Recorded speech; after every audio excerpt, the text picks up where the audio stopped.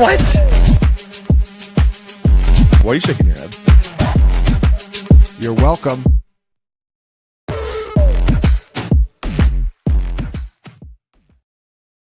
Oh, nothing makes me more excited than Tuesday Night Dynasty Points. Maybe the announcement of Spaceballs 2, the search for more money, finally being announced after like 34 years. Finally, we get a sequel to one of the greatest movies ever written, just straight up. So that excited me. But of course, Dynasty Points here on Tuesday night is what excites me even more. No Ryan Heath. He is a traitor. He is gone. He has abandoned the show. How dare he take a vacation sightseeing and seeing other countries? How dare he on this critical June 17th Dynasty podcast? Truly insane. But I do hope he's having a good time. I see the chat is alive and well, already mad at the thumbnail. We're going to talk about that today.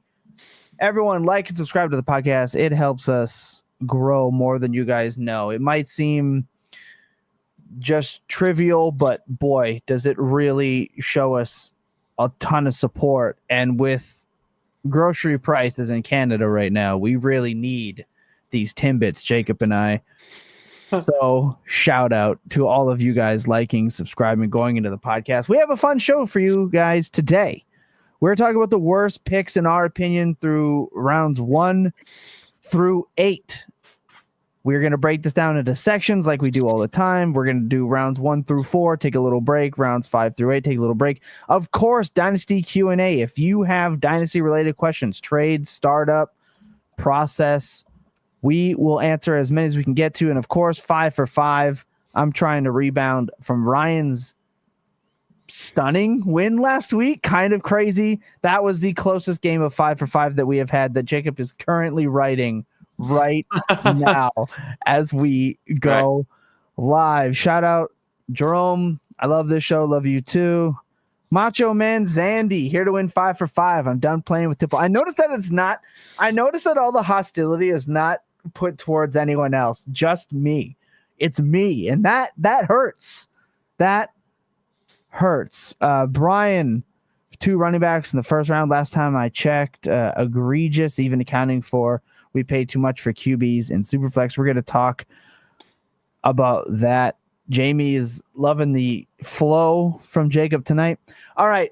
Last week we started to do something on this show to be more transparent with you guys. And we addressed some comments last week and it went well. So we again have the Dynasty Points podcast comment review. From you guys to us, we are going to break down my 3 favorite comments that were left on both podcasts and YouTube. When the YouTube show is over, if you want to leave a comment, you might get featured next week on this program. I will say no guests this week. We couldn't make it work. Next week, Graham Barfield is slated to hop on, and we also have Pat Dougherty of NBC Sports Edge planned for July 12th or 14th, I believe. So we are getting the guests starting to pile up. You guys want to hear some of my favorite comments from this last week? All right. We have Curtis Martin or C. Martin. I just choose to believe that is Martin. Running back rules. Curtis Martin. C. Martin 1214. He said, my next shirt, quote, my favorite podcast is hosted by a moron. Fair enough. I did that to myself. That's fair. Great comment. Pizza Machine 4193. I would die for a pizza right now. Like I would do terrible things to get one. Jacob, other than The Strokes, what other albums are on your wall? Thanks. I don't know if you want to answer that one real quick. Yeah, I can answer that for sure. Let's see if I can actually figure it out without looking behind me. So we got The Strokes, of course. Bottom right. Then we got Elliott Smith self-titled as top right. Right beside that is Black Sea by XTC. Below that, we've got Your Blues by Destroyer. So shout out Vancouver local. Beside that, we've got Crime of the Century, Supertramp. Then bottom left, we have Talking Heads Speaking in Tongues. top left is Neutral Milk Hotel, the airplane over the sea, and beside that is Velvet Underground and Nico. Hopefully that lived up to your expectations. I promised that we would get the answers. And of course we have Nick YT26 with the Jennifer Connolly is such a good pull. That was for our MILF starting lineup question. Oh, I love you, Jennifer. You never know what you're going to get on the Dynasty Points podcast, whether it's the MILF starting lineup to Jacob's rather uncomfortable decisions with stuffed animals. So you never know what you're going to get on these podcasts. Stay locked in. With that being said, I have an opening question. We'd like to kind of kick things off. Nice conversation starter with an opening question. And this one recently happened. We recently had a debate on this. So I needed to ask you guys and all our commissioners out there, when you are a commissioner and somebody leaves, somebody hasn't paid, somebody slipped through the cracks, sometimes you get missed where not everyone's paid up and the season progresses, right? And end of the year comes and as usual, league rolls over. Oh, that guy actually didn't pay, need your pay, and they just take off. All right. This can happen. This has happened. Who is on the hook? Because people need to get paid out.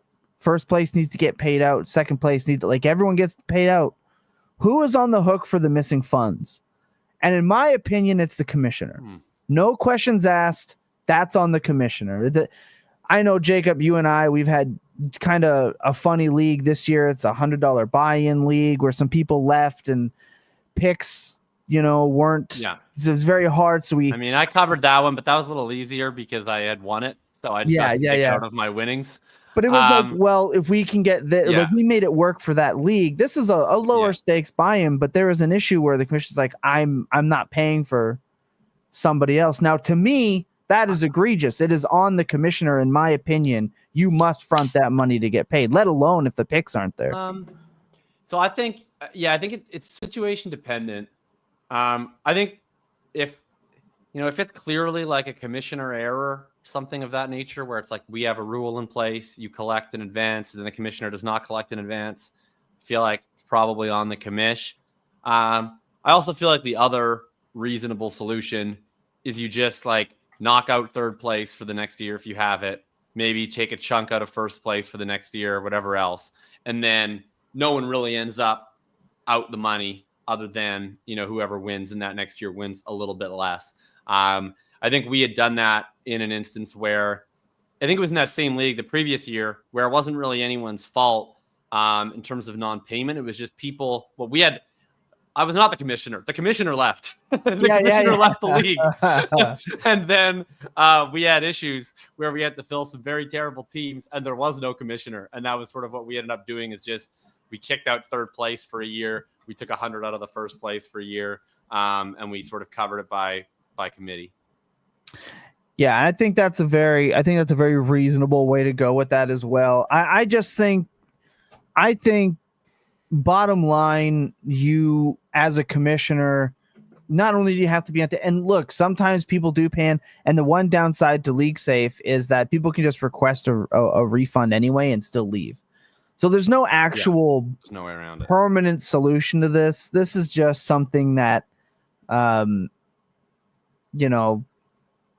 happen, and we have to be aware of it happening, which is why I always say be nice to your commissioners, unless they're a shitty commissioner. Jerome said that's why I believe all commissioners should play for free. They're responsible for everything. I've heard that. I understand some people roll it. I know some people do commissioner fees, right, every year. I don't do that personally, but I know I've had to pay for teams future years because people left, and withdrew their money for paying for future ones. These are just things that happen in a dynasty league sometimes. It does suck. Unfortunately, there are just bad dynasty players that skip out and don't say anything and dip. But to me, it is on the commissioner, in my opinion, to front that cash. If you can come up with a creative method, like Jacob had mentioned. I think that's fair, but yeah, it does suck that League Safe is kind of our like, we play with a lot of strangers on the internet, right? So League Safe is kind of the way to go. Unfortunately, there's no way around this problem. It'll continue to happen in spots, but as a commissioner, I know that I have forked up enough money to pay for teams that either left with that emptied their picks out and they immediately go on my list, the list that I talked about. And I know that I've fronted money for people that have backed out before because that is on me. Lucas? See, I think because we are playing with so many people that we have never met before over the internet, it really shouldn't be on the commissioner at that point to be covering some of those fees. Like, it's going to be different in your home type leagues, and especially like if you, the commissioner, bring someone new into your league and then that person just ends up not paying, then that's one thing. That's a situation where then I think you as the commissioner, you're taking on that responsibility. But for all of these different leagues out there where, you connected with somebody in maybe the Fantasy Points Discord and found a league to be in, or whatever different groups are out there, or you're just randomly getting matched in these leagues. Like, I don't think that it should be on the person who's commissioning that to, be making up for some of this money. I think most of us are adults. You can find creative ways of, like making sure that people are still incentivized to play. The winner's going to be taken care of. And then however you're doing second or third, you can find ways of making that stuff up if somebody ends up missing. I will say it does get tough when like first place has already been paid out and now second and third are waiting, which is what the situation like this was. And it wasn't just third place. Like, that's how many kind of happened. It was a unique scenario, which is why I wanted to bring it up. Like, we had to pay out second and third. Right now, some people are like, oh, you have the third place thing for you. Yeah, some leagues do, some leagues don't, whatever. But it can be a tough it can be a tough scenario. Tough scenario. Don't love to see it. PSA, bunch of bums in Fantasy Points Discord bailing on leagues, Lucas. Hey, not what I'm trying to say. I'm just saying we all meet our league mates in different ways. I don't know how many people you've met in the fantasy footballers, like their own chat rooms, and got into a league with them, and then they went and did something else. It's bound to happen. Or, sometimes you just have somebody who's just being an absolute jerk in a league and you have to kick them out. Like, yeah, it happens. Look, the Fantasy Points Discord is very good. I'm not trying to say something other than that. Let's get that out there. That's the PSA. Fantasy Points Discord is elite. Yeah, which, by the way, that link is in the description. We have leagues popping in there that I do commish all of them. Never had a league fold, so that was my league anyway. I did take over as a commissioner once and had to fold it because like 7 people left. It was brutal. So that's just how it is sometimes. Good conversation as commissioners. I think it's important to talk about that side of fantasy because I don't think it's talked about often, like at all. It's just kind of like a dark topic that's stuck in the corner while we talk about the rookies that we're in love with now. So nice starting conversation. When we come back from the first break, we are going to dive right into our least favorite picks that I know are definitely going to upset people. Don't go anywhere. We'll be right back. All right, this is the worst picks from rounds 1 through 4.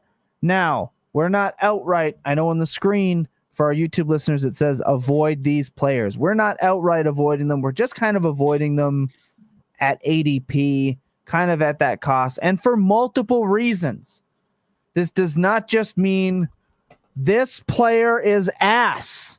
That's not what this means. There can be a bunch of things, including there being ass, if you would. We are doing, like I said, rounds 1 through 8. So I will go to Lucas first. You seem ready to go. Who is in round 1? The worst pick in your opinion? Right now, Unfortunately, it's Jayden Daniels. We're all riding that high off of a rookie season where you have somebody who's rushing, but he didn't even lead his rookie class in total touchdowns. Just go and throw that out there. This Washington team does look better, which is also helping some of his offseason hype right now. But 102, going right after Josh Allen, going before Lamar Jackson, whenever you're banking on him not to have a sophomore slump, he's already an older rookie. So I don't think that there's that much more upside out there for him necessarily. Like, he's a good quarterback, but at 102, it feels like you're paying too much at that point in time. Like, if he's back there, you're saying at 105, 106, and you want to take Jayden Daniels, I don't have anything against that. It's just mainly the fact that he's the second overall player off the board right now. It's a little too much for my liking. Yeah, that's gonna hurt some people. That's gonna ruffle some feathers for sure. I never pick in the top half of a draft, really. So not for me to begin with, but I mean, who else is gonna be? Like Allen, Daniels, Lamar, one of those three. I think I'm not gonna fully disagree with you, but I'm not I'm not totally there. I was looking at it, and right now, like, I'm going Allen first, I'm going Lamar Jackson second, and then I'm going Joe Burrow and Jalen Hurts before I'm going Jayden Daniels. All right. Well, that I think you're on crack. I think he's QB5. I don't think there's anything wrong with him being QB5. Oh, you all seem so disgusted by that, but yeah, that's because my pick is Josh Allen, because it is so fucking preposterous that any player in Superflex Dynasty would even be considered to be drafted above Jayden Daniels. It is such a catastrophic mistake for any player to draft any player ahead of Jayden Daniels that Josh Allen, just by proxy of being ahead of Jayden Daniels, is the worst pick in all of Dynasty Superflex. See, I don't know. Josh Allen to me is the number. He's discovered the 1 yard tush push touchdown, and that just gives him an extra like 3 years as QB1 or 2 probably. Like it's up. But again, I never drafted in this spot. I mean, Daniels last year had 891 rushing yards, and 3 of his 5 lowest rushing output games came immediately after suffering a rib injury, not even including the game that he did suffer that injury. Yeah, this is like, to me, a very different scenario of any other time that we've discussed sort of a non-Allen Lamar Mahomes quarterback up here, in that Daniels clearly runs a ton, was also an elite passer in year 1, and did that not even in a particularly good environment. He did that with Cliff Kingsbury's play caller, who's fine, but who was always blamed for Kyler's various problems. Did it with Terry McLaurin, who's really good, but who had the best season of his entire career with Jayden Daniels, and a bunch of other completely random dudes. So to me, like, you're getting 5 extra years on him versus Josh Allen. That's like an entire running back career. I think he should be priced as a tier of 1 at the 101. Okay, I think both. Again, I never pick in this spot. I trade out of this spot just continuously. I don't want to make a pick here. Last year there were so many obvious choices the last couple years, right? It was Justin Fields. Was it Anthony Richardson last year when we did this? Those were just such simple picks. Ja'Marr Chase at 4 is close. Like, that's I miss wide like pick 8 Ja'Marr Chase. Like, that's what I miss. I gotta go. I can't even pick Patrick Mahomes in this scenario because we play 6 passing touchdowns, super flex, tight end premium, etc. I gotta go with the 2 running backs. I have to go with Bijan Robinson and Jahmyr Gibbs in round 1. This just doesn't work well over time. You are putting yourself in a position to need to build to win. You can't draft these running backs and punt, in my opinion. You're drafting these running backs to score points. You're drafting them to win it all. They're supposed to provide you with an edge that you need to take advantage of your league immediately. I can't do that. This isn't like I hate running backs. This isn't a never have a running back, never draft a running back. This isn't even don't draft a running back early. It's not that. It's just from a structure standpoint, especially in a start 10 and in a super flex. You have receivers like Puka, Amon-Ra, CeeDee Lamb is now a second round pick, even if it is just the 201. There's just better structure options than taking somebody like a Bijan or Gibbs in round 1. Now, granted, yes, you can just on that turn potentially get CeeDee Lamb and get Amon-Ra or get Brian Thomas Jr. and you've locked in that running back. I understand that argument. But in my opinion, it does not give you as much freedom to move around the board and structure your roster in my opinion, better ways than it would be to pass on those 2 running backs in the first round. I would pass on those running backs in the first round. It is tough to find like someone that really stands out in the first round of a draft. So for me, it's not about the player. It's about the structure, because those players are great players, but it's about the structure for me. So to me, I am avoiding drafting that running back in round 1. That's pretty plain and simple.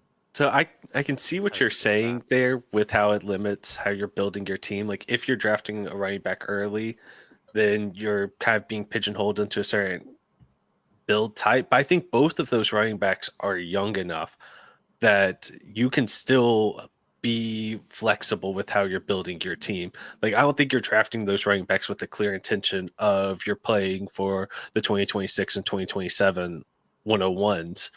But I think you can draft them and build a very competitive team, especially with the way you like to draft quarterbacks, Thomas. So I get what you're saying, but I might push back just a little bit on it. Okay, and I think you can do that. It's okay to push back on it a little bit. But again, just even with round 1 running backs, period.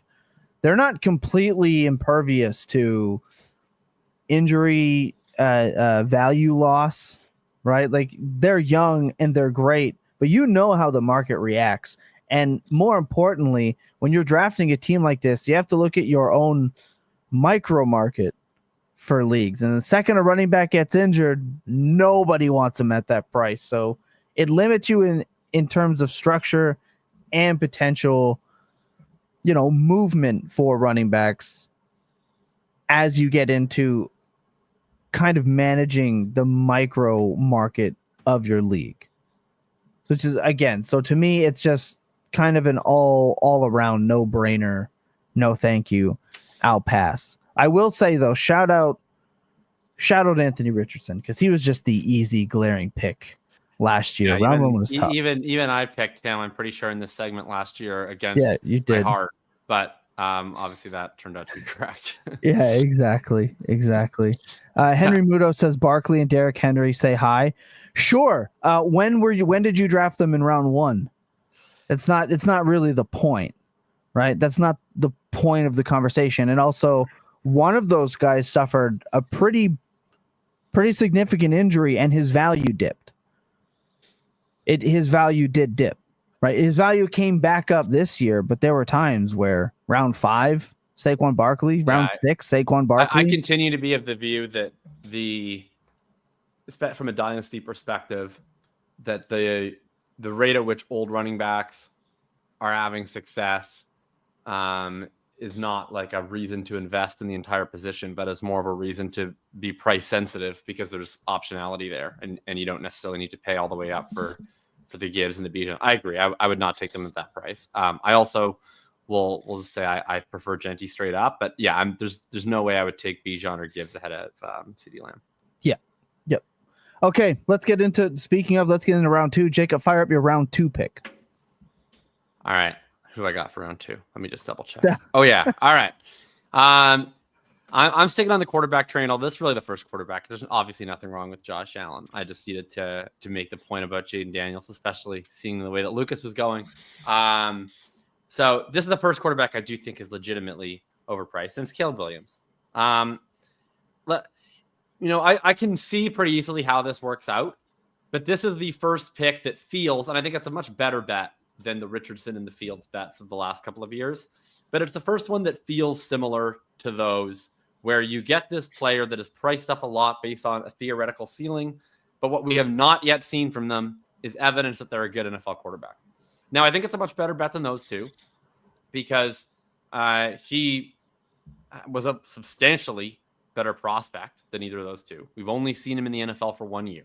So I think that the most likely scenario is that Caleb plays well this year and is roughly worth this cost.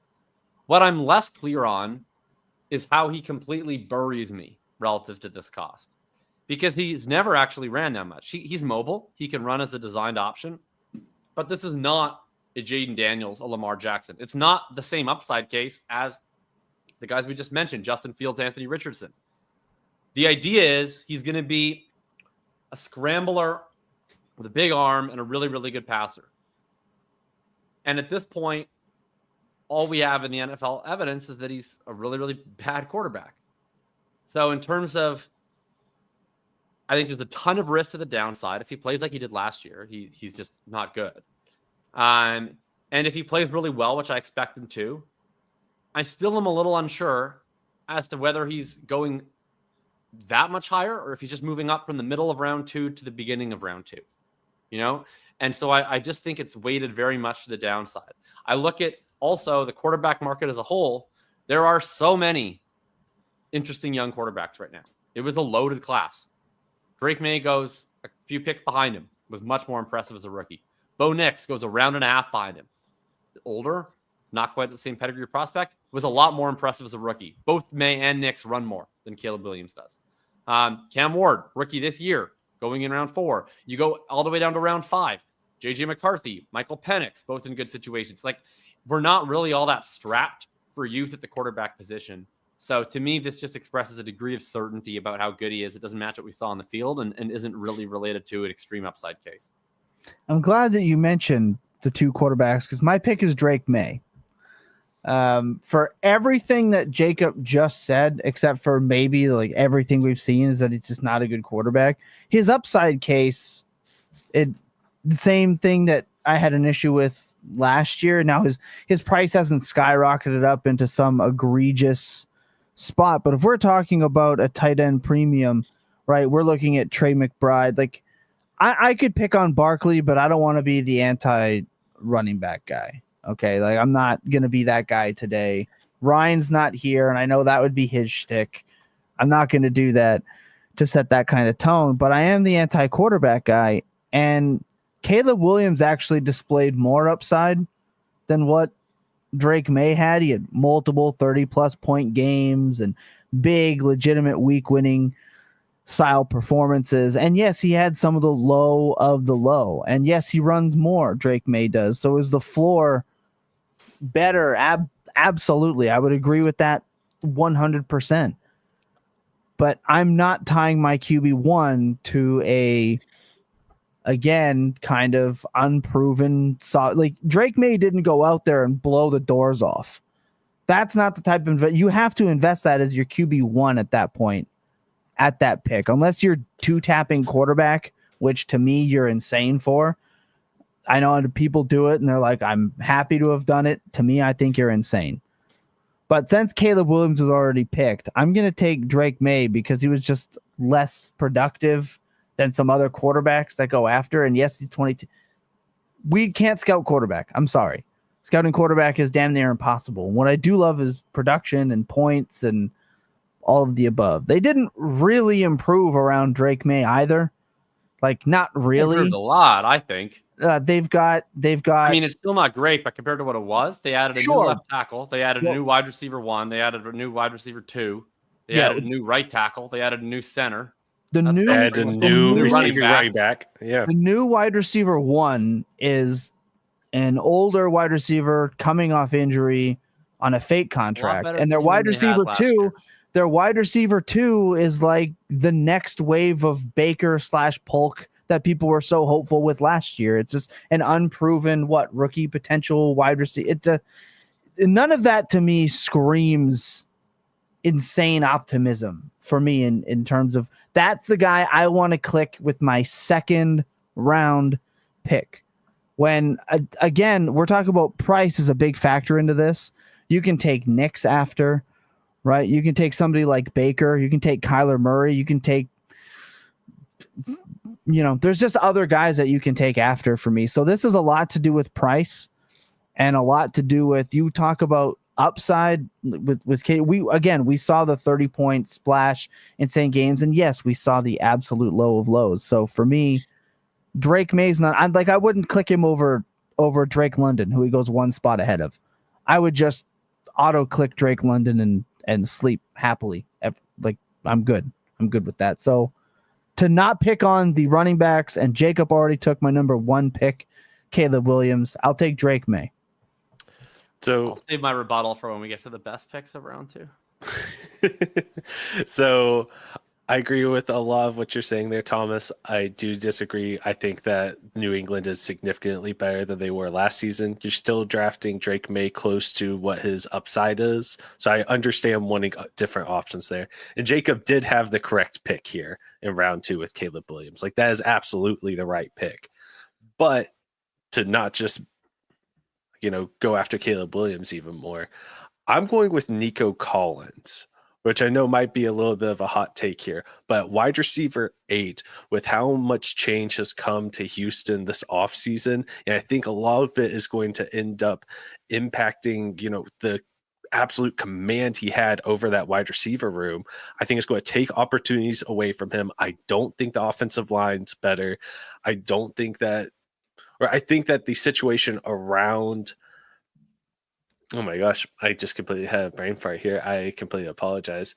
But but I do think that the situation around CJ Stroud has gotten better in terms of his weapons. I think that there's so much more competition for him. So if you're drafting him at wide receiver 8, 210 overall in your drafts, and yes, we are using Dynasty Data Labs. I saw that earlier as a question, just confirming that.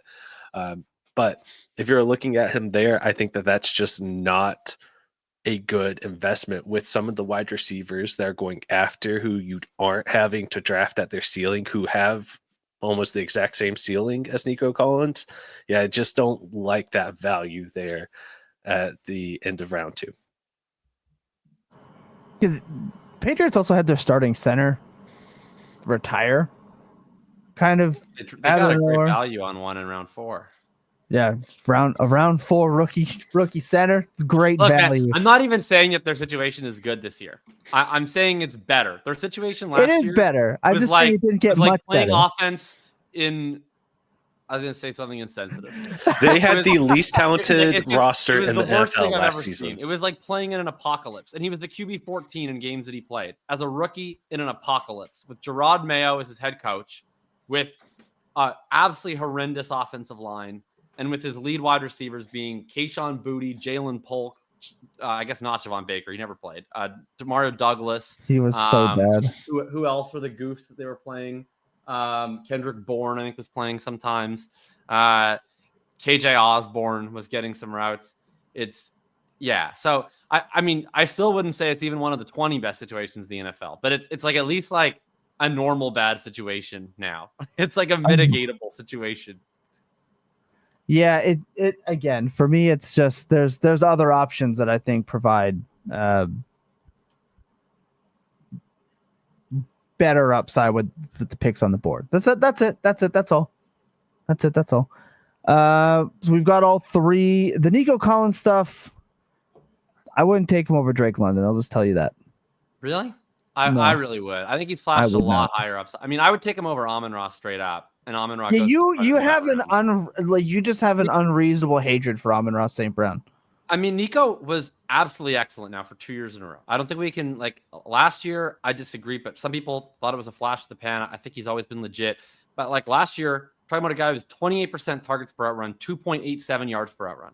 The only guys higher in yards per outrun last year are Puka, AJ Brown, and then Rashee Rice, but in 3 games. We're talking about a guy who has the peripherals of a wide receiver 1 overall candidate. He's a little older than some of these other guys, but I think he's shown a way higher ceiling than someone like a Drake London. And in terms of the issues with the competition, I mean, I think he had a lot stronger competition at the beginning of last year. He had pre-career-ending injury Tank Dell, and he had pre-ACL Stephon Diggs, and he was dog-walking these guys around the yard and dominating targets. I think those guys are a lot better than rookie year Jalen Noel and Jayden Higgins to me. I think he's a great play. Yeah, I don't know. Amon-Ra is just perennially like a top 8, even into a top 5 wide receiver, and I feel like you have a vendetta against him. That's all. He's fine. He just never flashed the same level that I've seen out of like Nico and Puka. So I just don't really understand why he goes ahead of them. But so like my biggest thing with Nico, like I think he's a really, really good wide receiver, and he probably is the wide receiver 8 overall in terms of the wide receivers listed. I just think where you're having to draft him at the back end of round 2, whenever you have people going after him who I think still have like relatively high possibility outcomes to be wide receiver 8 or higher at the end of the season in terms of what their finish is, and you don't have to pay that same price for them. That's why I'm putting him a little bit lower. Like I do think that Drake London could potentially be him. I think Lad McConkey could. I think JSN could potentially do that, and they're all going in round 3 essentially. So that's why. Nothing against Nico Collins, excellent player. It's just really tough with him sitting at the 210 to be drafting him there. Yeah. Oh no, you got a potential wide receiver 1 in the end of the second round. Oh no. Again, it can be tough to get these, but I'm not drafting quarterbacks here. And then definitely like again, I just like Drake London more than you do, Jacob. Maybe that's something that we have to I like London fine. I just like there's levels, and like London's solid, but like Nico's had 2 straight seasons now. He had 3.1 yards per route run in 2023. And then whatever I just said he had in 2024. I penned off the screen, but it was above 2.8. Like that is way clear of anything we've seen out of Drake London. Like there's like a handful of guys every year that go above 2.5. He's the only person in the entire NFL that's been above 2.5 the last 2 years. That like Justin Jefferson and Ja'Marr Chase haven't done that. So I think that's do that as an alpha wide receiver. That's with PFF. It might be different with fantasy points, he's had the highest yards per run over the last 2 years. If he plays 12 to 13 games again, and that doesn't look right for a significant stretch post injury again, though, what do you look at it differently? Every time he played, there wasn't really any stretch that he wasn't good. It was just stretches he was injured. Well, there's definitely a stretch where he was not dominant. 17 points, 13, 9, and then 14 to end the year over his last 4 games. I'm just saying, if it happens again, right? That might have been just the league I was looking at, but I mean, I would prefer that he not get hurt. That's what I mean. So if it happens again, to me, 3 years we're getting a discount on him because he's gotten hurt. Like I think if he had just done what he had done the last 2 years, but played 17 games either of those years, that's fair. He was pacing to finish as potentially the wide receiver 1 overall last year until he got hurt. Right. So like, I think if he could just stay healthy and keep that up, I don't know that that's the only guy that I'd pick over him is Amon-Ra, because the other guys ahead of him I think are like too good. But you're also getting a gap on him. Like I would click him. I'm trying to make sure that my rankings actually reflect this. They probably don't. But not another Javonte scenario. Like I'm sure they don't. But I haven't updated them in a while, so I'll update them after the show. But like I would click him over Maye and Herbert. But like to me that's a big drop off after him. I look at the next run of wide receivers and like. I don't know. I can legitimately picture Nico Collins being the wide receiver 1 overall this year. I'm not saying it's likely, but I think he actually could do it. I get past him and I'm like, that's not something that I think Drake London has in his bag. I think Drake London can be a wide receiver 1. Yeah. I just don't think he has the athletic freak aspect to be like the number 1 wide receiver that's putting, 2-3 fantasy points over expected. I guess maybe I just don't really care about that. Like I don't care about him potentially being the wide receiver 1. Like I guess maybe that's where I'm seeing it differently. I think that's something we have to have a deeper conversation about. Drake London was also the wide receiver 5 last year, so that's what he's not bad. No, not in points per game, but he put up 1,200 yards and significant. Like guys, he's also been in a truly woeful situation. I like London. Forever. I I think he's good. I mean, I've always been a fan of him. I was a huge fan of him as a prospect. I just look at him and I'm like, this is a 2-level receiver. Like wide receiver he wins in leagues when he they wins play. in certain ways. Yeah, I mean, that's like the injury stuff has never bothered me and never really will. But I'm just, this is how I look at it. But like the London is just, I mean, come on, like you got to admit, like London is not burning anyone. So it's like he wins by accumulating intermediate targets and by catching some contested balls on deep targets. That's good and it's great. But like that is a wide receiver to me whose ceiling is, and this is backed up in what his efficiency's been over the course of his career. Like his production will go as far as his volume goes. He's never been a guy who adds a ton with efficiency. So we're also about a guy that volume his way to being like the wide receiver 9. We don't know what he can do without like the corpse of Cousins, Desmond Ritter. We know he can't run very fast. I don't know if speed matters as much for wide receivers. Overall, it matters at the very high end. Again, the very, very high for sure. I'm not saying London can't be a top 10 wide receiver. I think he will be. I'm sure I have him projected as a top 10 wide receiver this year. I just think that I think there's a tier above him of guys that can score like 20 points per game that I don't think London is a guy that can score 20 points per game. I see what you're saying there. And yeah, I think right now, like the biggest difference is I just have them in a slightly different tier. I have Puka Nacua, Brian Thomas Jr., Amon-Ra St. Brown in a different tier than Nico Collins, Drake London, Lad McConkey, and Jackson Smith and Jigba. I'm putting them in their own tier, like all great options. Just my issue is that inside of that same tier, for looking at round 2, Nico Collins is the one who's going the highest, so he's the one that I'm going to have the least amount of.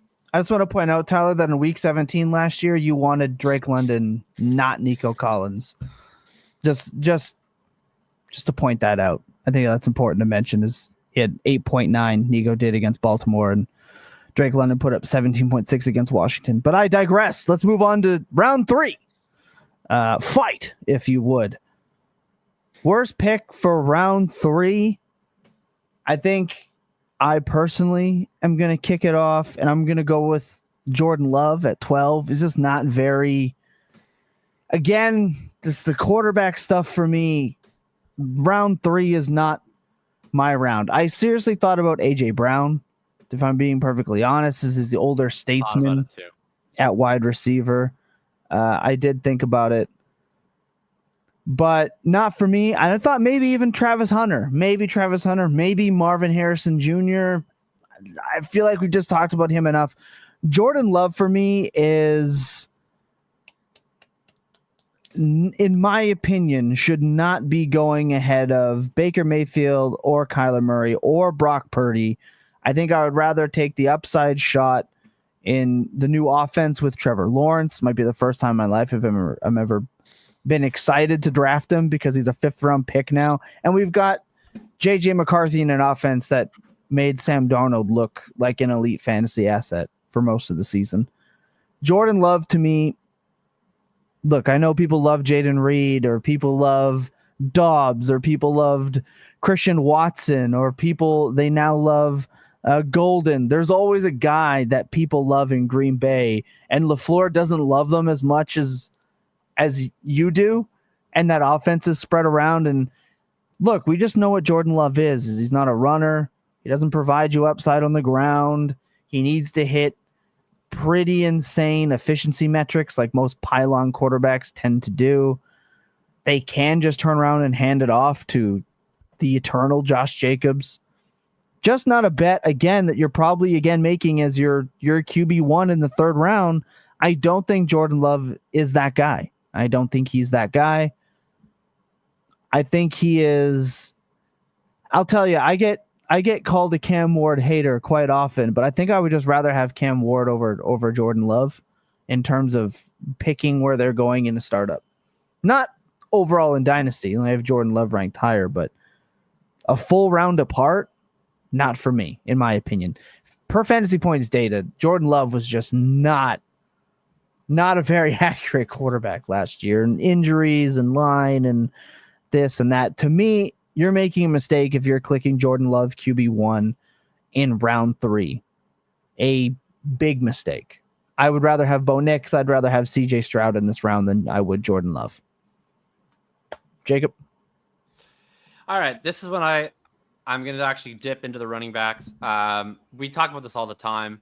I have almost every running back ranked below ADP compared to what you will see on Dynasty Data Lab. And I would say that my rankings probably reflect closer to what I actually see in most of my leagues. Although I had the privilege of being in a very running back heavy startup recently, and it was fun to see that actually does exist. But so I generally refrain. I'm going to keep my running back picks to times where not only do I think that the running backs are overdrafted relative to other positions, but running backs that I think are also overdrafted relative to other running backs. And this is unfortunately where I have to pick my first player. And this one hurts because he is one of my all-time favorite players, probably one of my all-time biggest hits from a pre-draft analysis perspective. It's Devon Achane, who's going as the RB5 in round 3. And the main reason on this is that he's going ahead of Omarion Hampton and then also going ahead of Bucky Irving. And neither of these make a whole lot of sense to me. Achane versus Irving in particular is interesting because they're very similar. They're both very small. They've both shown elite efficiency. The difference is Achane showed that in 2023 on a very small workload and then showed that he was very inefficient last year on a big workload. Irving showed that on a not as big of a workload as Achane had last year, but way bigger than Achane handled in 2023. Showed elite efficiency as an actual feature running back already, and he just did it last year.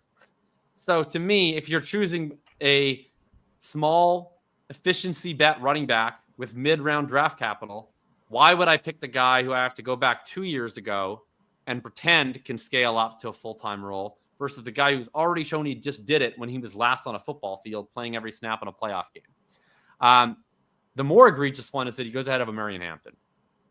And this to me is just like bad asset management. I don't even really like Omarion Hampton. I like it. If I'm starting an NFL team, you ask me which running back to take, I would take Achane. But like Omarion Hampton is a round 1 NFL running back who is 21, who has all of the size and athleticism you could possibly dream of and handles massive workloads all the time. This is a guy who probably by week 4, 6, 8, 10, whatever, is going to have dusted Najee Harris and is just going to be a workhorse. And you're never going to have lingering questions in your mind about, is he too small?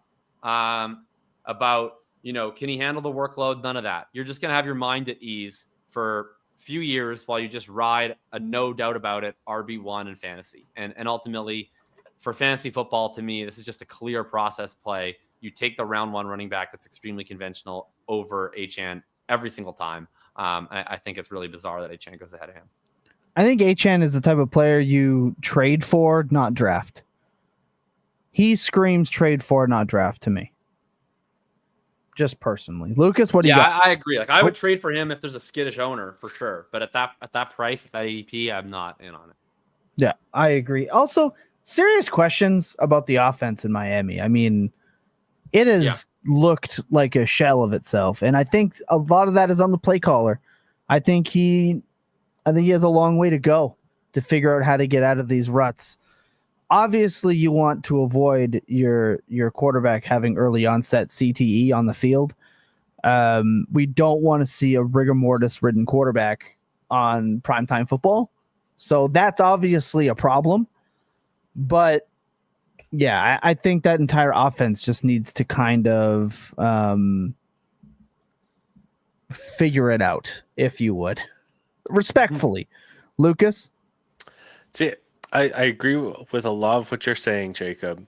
I think you've started off every single round. Well, you let me start off, and then like I try to stay quiet whenever y'all are doing your thing, and so I'm just making some general commentary. But over the next 2 seasons, out of Bucky Irving, Devon Achane, Omarion Hampton, who has the greatest likelihood of finishing as the running back 1 overall? Omarion Hampton in 2026 would be my pick. Okay. See, I'm still going with Devon Achane at least this year, and maybe a little bit into next year, but I'll agree. Achane has the best chance this year. Yeah. okay. So that's what kind of puts, like, I was a little surprised whenever I saw that on the show sheet that, and I also know how much you love Devon Achane, so that one must have really, really hurt. I didn't enjoy I understand your reasoning, but yeah. So for me, it was tough because I do think Marvin Harrison Jr. is the right answer here, but we have talked so much about Marvin Harrison Jr., tried to be a little bit more creative here. And so I went with a different wide receiver. I went with Garrett Wilson going as wide receiver 13. He is currently going as the 309 in your startup drafts. And once again, it's price. It's price versus production. What you're buying there is athletic talent. You're not buying fringe wide receiver 1, wide receiver 2 production. And that's my biggest issue. You can find replaceable level production all over the draft board going from this point. I want to take bets on somebody who I think still has some unrealized upside, like potentially a Travis Hunter here, or someone who we know can just alpha everyone in AJ Brown right after Garrett Wilson. Like, I would rather have both of them over him at this point in time. And that's why, to me, he is currently one of the worst picks there. Oh, I would just send you an instant trade for AJ Brown immediately. If I ever found out there was a league where you had Garrett Wilson on your roster and I somehow had AJ Brown still and he wasn't just on someone else's roster already, I would instant click that to me. Remember what a guy had 154 targets last year, 168 targets. Yeah, he hasn't realized his upside, but this is just a clear case to me. If Garrett Wilson he's been one. Look, I said Garrett Wilson and Chris Olave were on the precipice. They were right on the edge of being nesting doll receivers forever. If nothing happened for them this year, Chris Olave is there. Garrett Wilson avoided it. Garrett Wilson was legitimately great. Aaron Rodgers, if we're going to give Nico Collins a lot of credit for CJ Stroud missing him, oh my God, Aaron Rodgers deserved to be in prison for missing wide open Garrett Wilson multiple times. In prison for what he did to that man. I mean, you know what? Like, I love Garrett Wilson, and I hope he has an awesome year this year. He will. I hope he does. I really do. I mean, I'm drafting a lot of him in best ball, and I still have a lot of him in Dynasty. So I 100% am rooting for it. But like, and for the record, I'm with you that I would take him over AJ Brown due to age. But I don't know. At some point, show results, dude. I'm sorry, but like, I was the one making the excuses when it was Zach Wilson and Mike White and all these Trevor Siemian and whatever else. But like, Aaron Rodgers last year, yes, I can 100% remember vividly because I was financially negatively impacted every time that he missed an open Garrett Wilson. I can also remember Garrett Wilson like flat dropping passes to him on the sideline and tipping them up for interceptions and breaking off routes. And I can also remember Aaron Rodgers, connecting with Devontae Adams repeatedly at the end of the year. So like, I do agree that Wilson is clearly far more talented than his fantasy production to this point. But like I said last year, if he actually gets competent quarterback play for 1 year and doesn't show results, I'll give it up.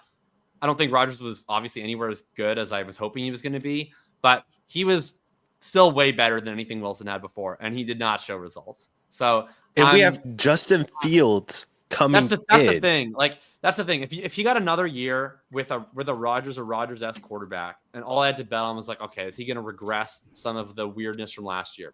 Maybe, but like the ceiling, the true ceiling with Fields, I think is pretty capped. People bring up the DJ Moore year all the time. That was a lot of like one game against Washington on Thursday Night Football where he like no one covered him. Like, and his actual expected points per game that year was a low end wide receiver 2, and he got to low end wide receiver 1 with efficiency. So like, if you're telling me Garrett Wilson could be a low end wide receiver 1 this year, yes, I think he could finish as the wide receiver 10 or something like that. Totally. And his value probably rises a little bit, but like, I would rather just let him show me that he can be efficient and then buy a little bit more expensively next year than go out of my way to target him now, because I don't think he's going to be able to be like a top 5 wide receiver this year with Fields. I think his best case scenario is being like the wide receiver 9 or something. That's fair. I'll take all those points. Pause. That's fair though. That is That's very fair. The DJ Moore stuff with Justin, I believe in that game he like set the record for yardage on route, like on curl routes ran and go balls, if I'm not mistaken. Like it was, and one of them, the game was over. And it just context obviously needed, which is why that game is one of the reasons why, and same with Drake London's 40-point game, right? Obviously the 40-point game in week 18, right? Points per game is great. Context needs to be applied. Just like every other stat that is used, if you do not have context, it doesn't matter. You're just speaking gibberish, in my opinion. So let's get it. Last round. Lucas, I'll start you off so you don't have to say, well, I agree with everything that you're saying. Hey, I've been disagreeing with y'all a little bit. So. Or say, you know what I mean, Lucas? I hear you here. So in round 4, this one was really, really tough. But I'm having to go with Jonathan Taylor here. So my first running back that I've picked in this, even though I was tempted to a little bit earlier on, but RB9 and 406 overall, this is more of an indictment on Anthony Richardson and Daniel Jones. Neither one of them are good for the running back position in terms of their efficiency as being running backs. Whenever we're looking at Daniel Jones and whenever Saquon Barkley was productive with them, it wasn't from having opportunities on the ground. It was from having some dump offs and just what that Giants offense was doing. I think that this Colts offense has more players to fill that kind of check down role than just Jonathan Taylor here. So I just think that he's going to have to rely on getting some very cheap touchdowns to help buoy his stats here. I just see a world where it's going to be tough for him to be, a top 10 running back this year, plus going forward, just as value potentially going down whenever we're looking at some of the running backs potentially behind him. So it sucks, but yeah, I'm going with Jonathan Taylor. Yeah, that's a tough pick. I can't click him there. I can't click him in round 4. Not at RB9. Trevion Henderson going right after him. I know the death of Kyron Williams has been sung many a times, but I'm willing to bet a lot that he's getting re-signed, honestly. And then you got Judkins going right after that. So I'll say I'm not even a Kyron truther. I'm not a Kyron guy. I just want him to get the contract so we can stop talking about every other late round running back already sending him to pasture. Like I'm good. The guy's a good running back, guys. Jeez. Yeah, I don't agree with that, but I do agree he's going to get extended. It's a great fantasy producing running back. Like there's no denying that. For now. Oh God. Jeez. Yeah, Taylor is like a guy that I would file into the category I was mentioning earlier of would I ever draft him in the 4th round? No. Do I think he's egregiously priced among running backs? Not particularly. Like I think RB9 is fine. I'm just not drafting the RB9 in round 4. So I certainly have no objection to that pick, but I don't have like a strong anti-Taylor take. I also have a Taylor jersey, so you can take that for as objective as it's worth. I'll go with a guy here in Baker Mayfield, and I mentioned all of the quarterbacks that I really like in this range earlier when I was talking about Caleb Williams. I talked about, Knicks going slightly ahead of this, Penix and McCarthy going behind this. Lawrence, Tom had brought up, as I think, shockingly, I think he's an intriguing option at cost. And Kyler Murray goes like 3 picks before Baker, and I don't really like Kyler Murray that much as a real-life quarterback, but he's a low-end QB1 basically every single time he steps onto a football field. Baker Mayfield has been a quarterback 1 in points per game 1 time. This most recent year. He's been a top 15 quarterback in points per game 1 single time this most recent year. So had the absolutely incredible year last year, great touchdown rate, all of that. I think it's reasonable to say he has legitimately turned a corner as a player and is better now than he's been for most of his career. Certainly, there's no reason to expect him to go back to the true nadir of like the Rams Panthers era when he looked like he was no longer going to be in the NFL. But you're telling me a 30-year-old quarterback with 1 career top 15 season is going to go in the 4th round when there's all these other young options, I think that's crazy, especially for a guy who doesn't produce a lot of points on the ground. We're basically just acting as though his 2024 touchdown rate is going to be more predictive of the rest of his career than every other season of his career touchdown rate. And he lost a play caller that I think really, really highly of in Liam Cohen. So I just think that from if you just zoom out over the history of quarterback at this position, and if your rule is you just fade the veteran who's the veteran pocket passer who just had a massive touchdown rate spike the previous year, I think you're going to win that bet more often than not. Obviously, I don't think he's actually going anywhere. He's going to be a fine quarterback for your dynasty teams for a long time, but I feel pretty confident that he's going to be going in round 6 next year instead of round 4 if he has 27 touchdowns instead of 40. And in the meantime, you've foregone an opportunity to either, I think, score more points with a Kyler Murray or take a shot on a much sexier value gain in a McCarthy or a Penix or a Lawrence. I think that is a reasonable pick. Baker's lost back-to-back coordinators.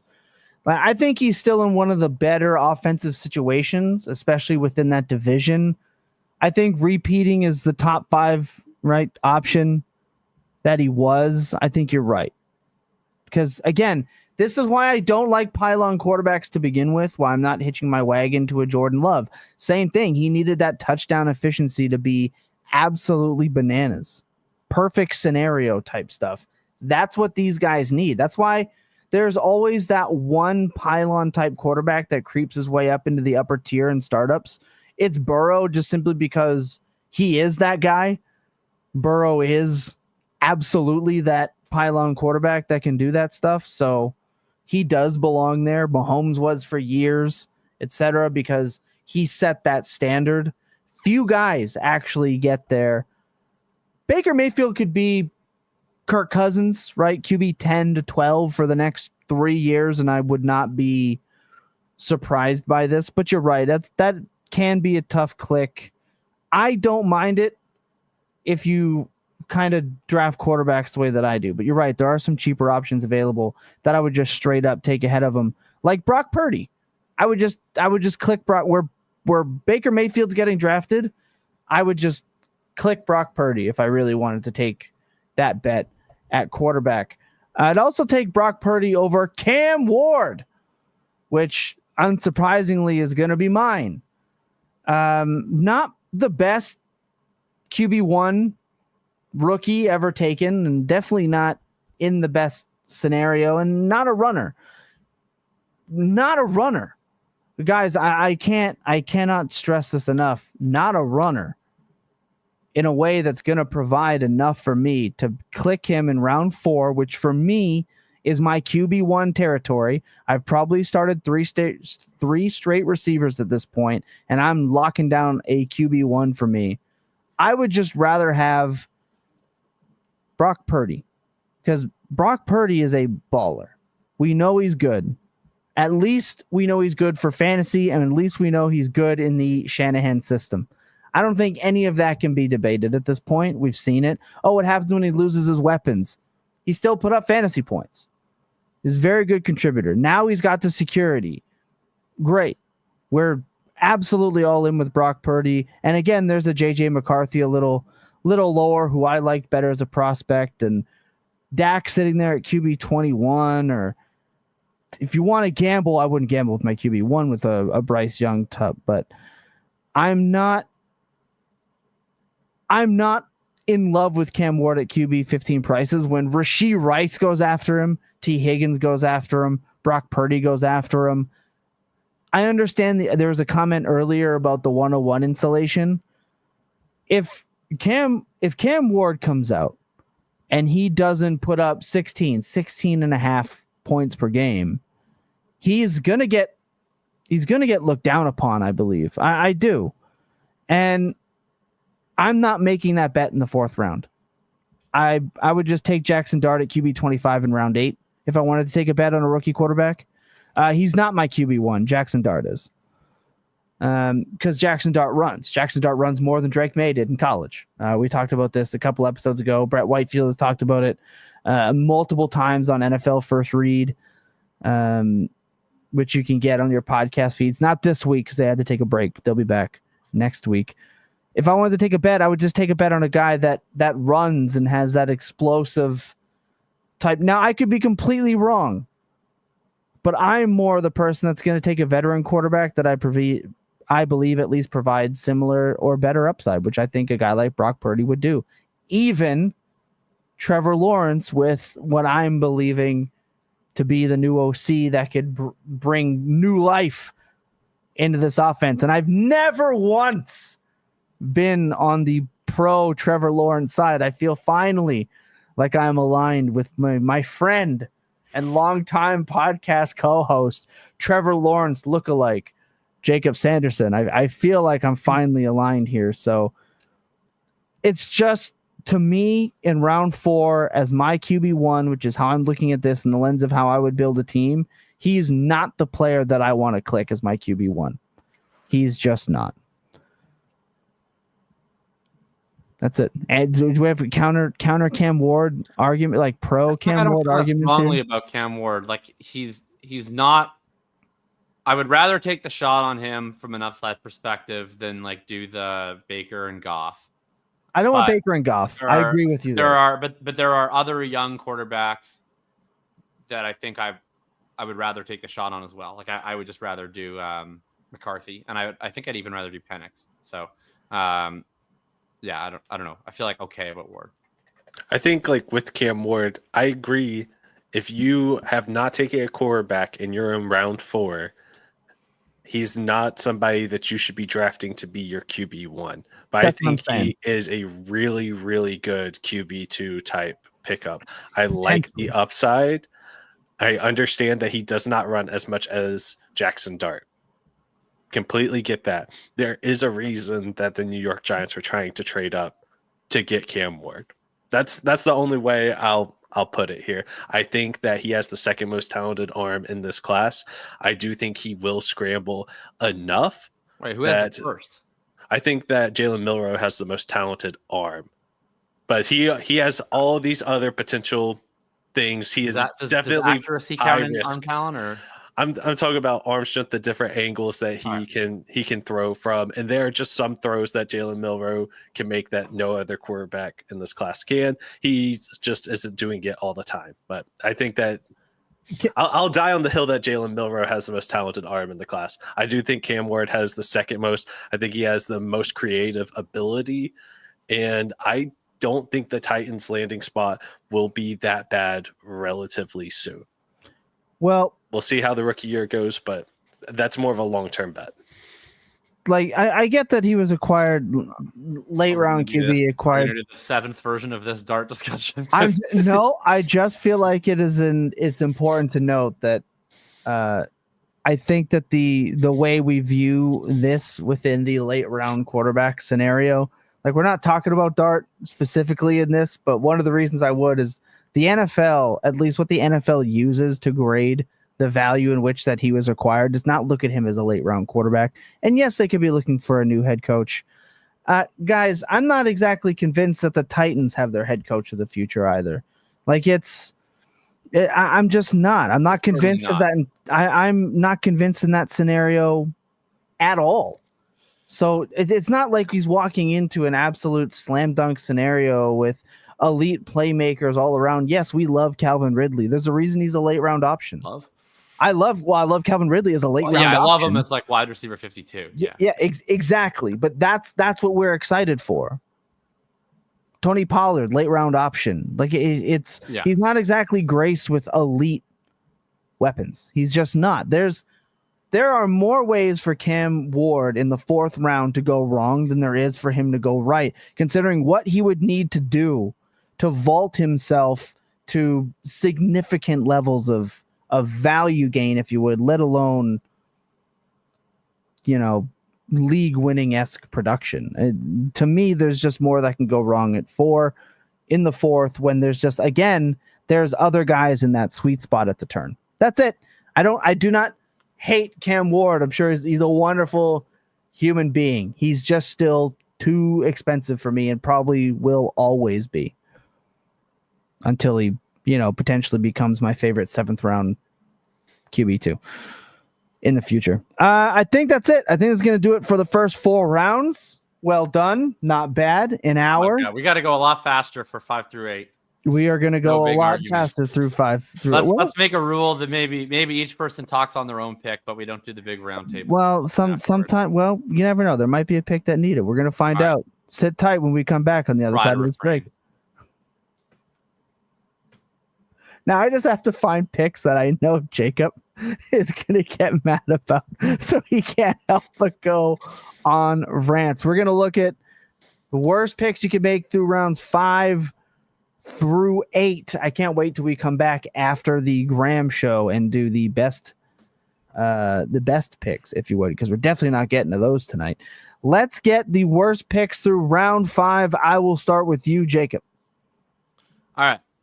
Round 5.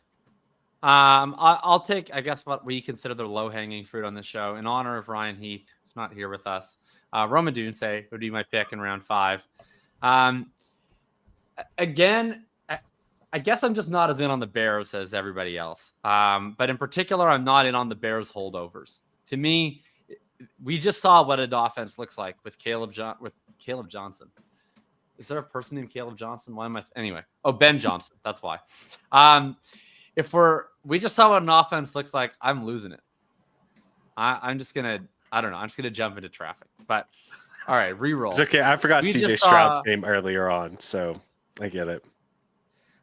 We just saw what an offense looks like with Caleb Williams, DJ Moore, Roma Dunze, DeAndre Swift, Cole Kmet.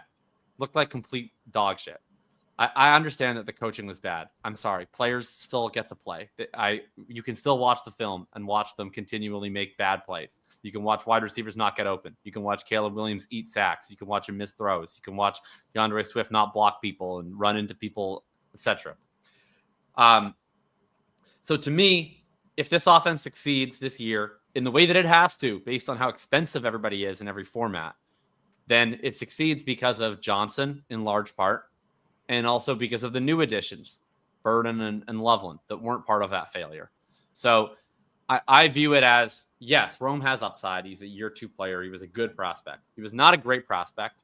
There was nothing, and I wrote about this at the time, there was nothing in his profile statistically that suggested he was a particularly great bet, even accounting for his draft capital. Other players who didn't break out till year 3, who were 4-year players, who went between picks 10 and 20 in the NFL draft. You put those all on a chart. It's a lot of meh. It's like Chris Olave and DeVonta Smith at the high end, and then there's a lot of guys that did not go as well at the low end. So, especially now with the year 1 data, I think it's unlikely that Roma Dunze, as a 1.2 yards per route run rookie, is the type of transcendent player who's going to overcome this circumstance and be an elite option. I think it's likely, or at least moderately likely, that he has a bounce back season and can maybe, become a better player than he's looked to been so far and become a solid wide receiver 2 for a long time. But you're giving up players that, in my view, in this range, are closer to his ceiling than we'd like to believe. Someone like a Jordan Addison, who's only 1 year of extra experience, but was substantially better than Roma Dunze, in my opinion, at the college level and at the NFL level, and he's cheaper. You can just invest in him. They're the same age right now. For instance, you can also look at other positions and grab your young wide receivers later when the bets, I think, are a little bit cheaper.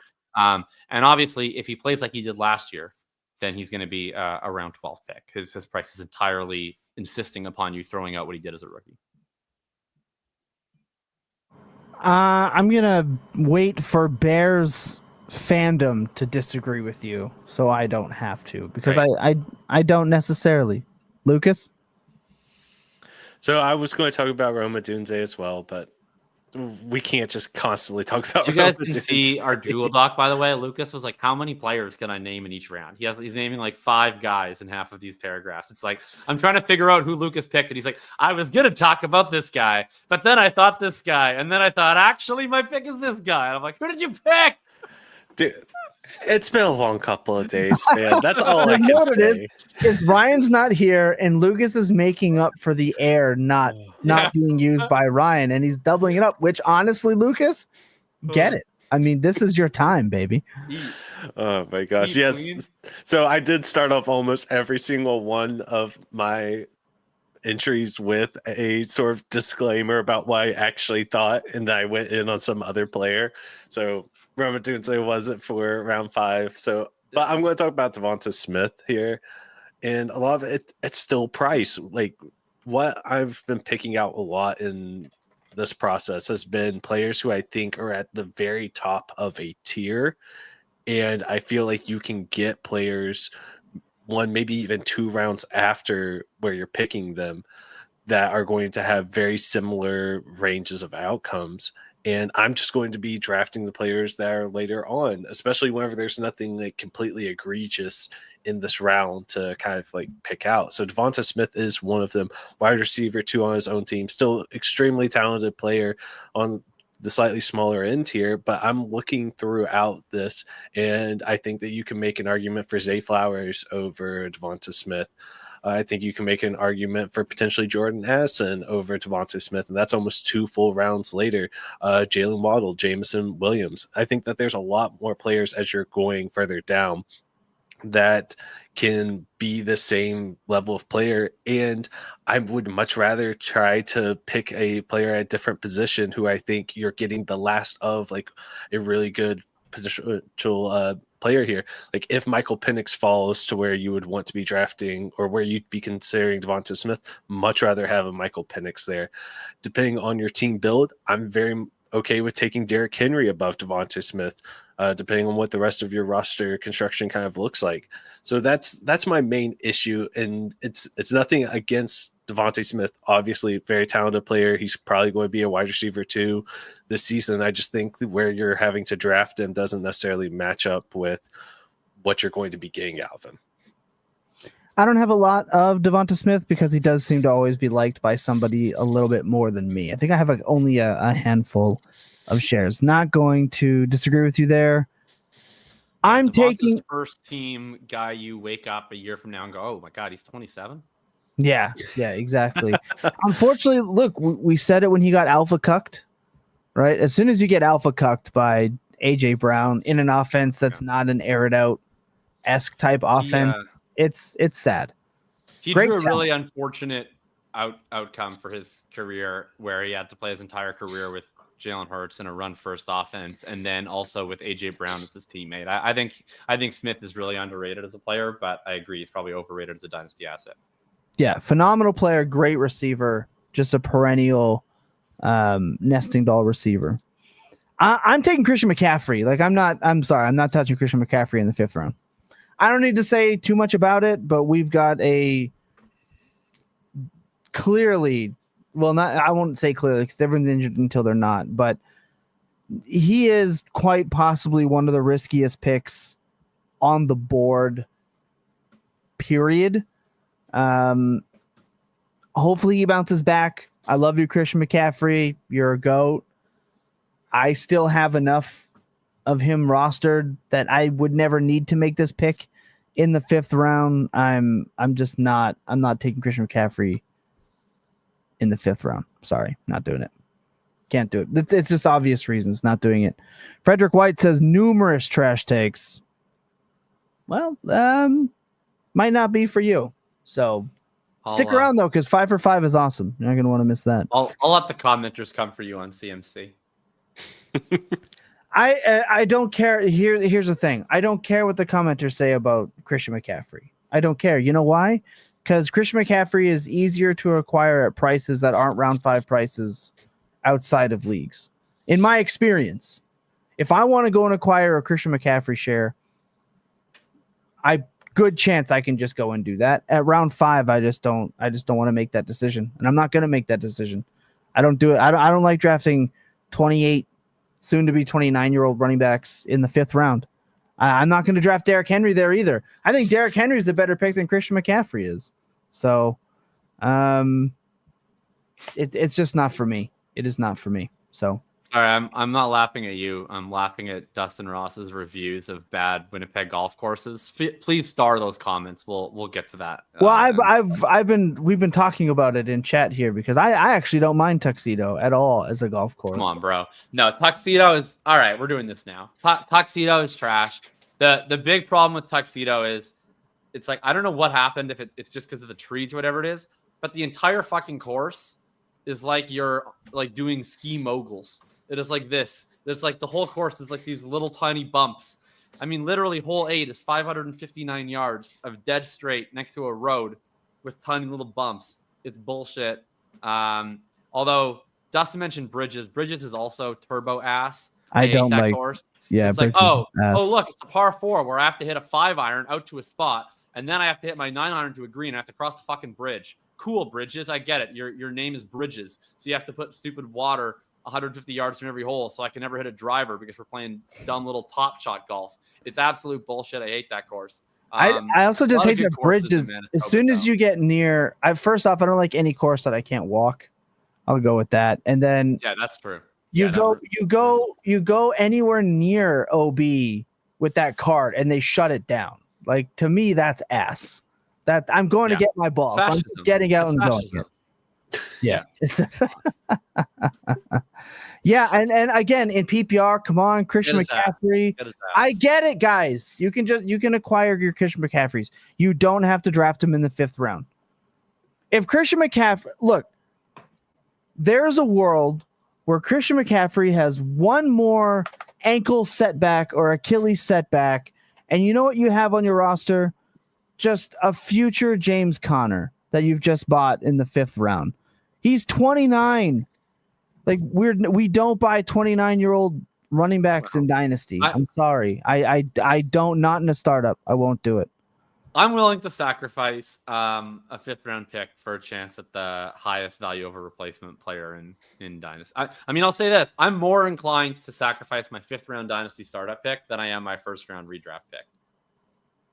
Yeah, I'm not. Like, if I'm going to bet on McCaffrey, I'd rather get the low point of entry. Again, I think we play the game differently, and I think that's fine to play the game differently. It won't be me.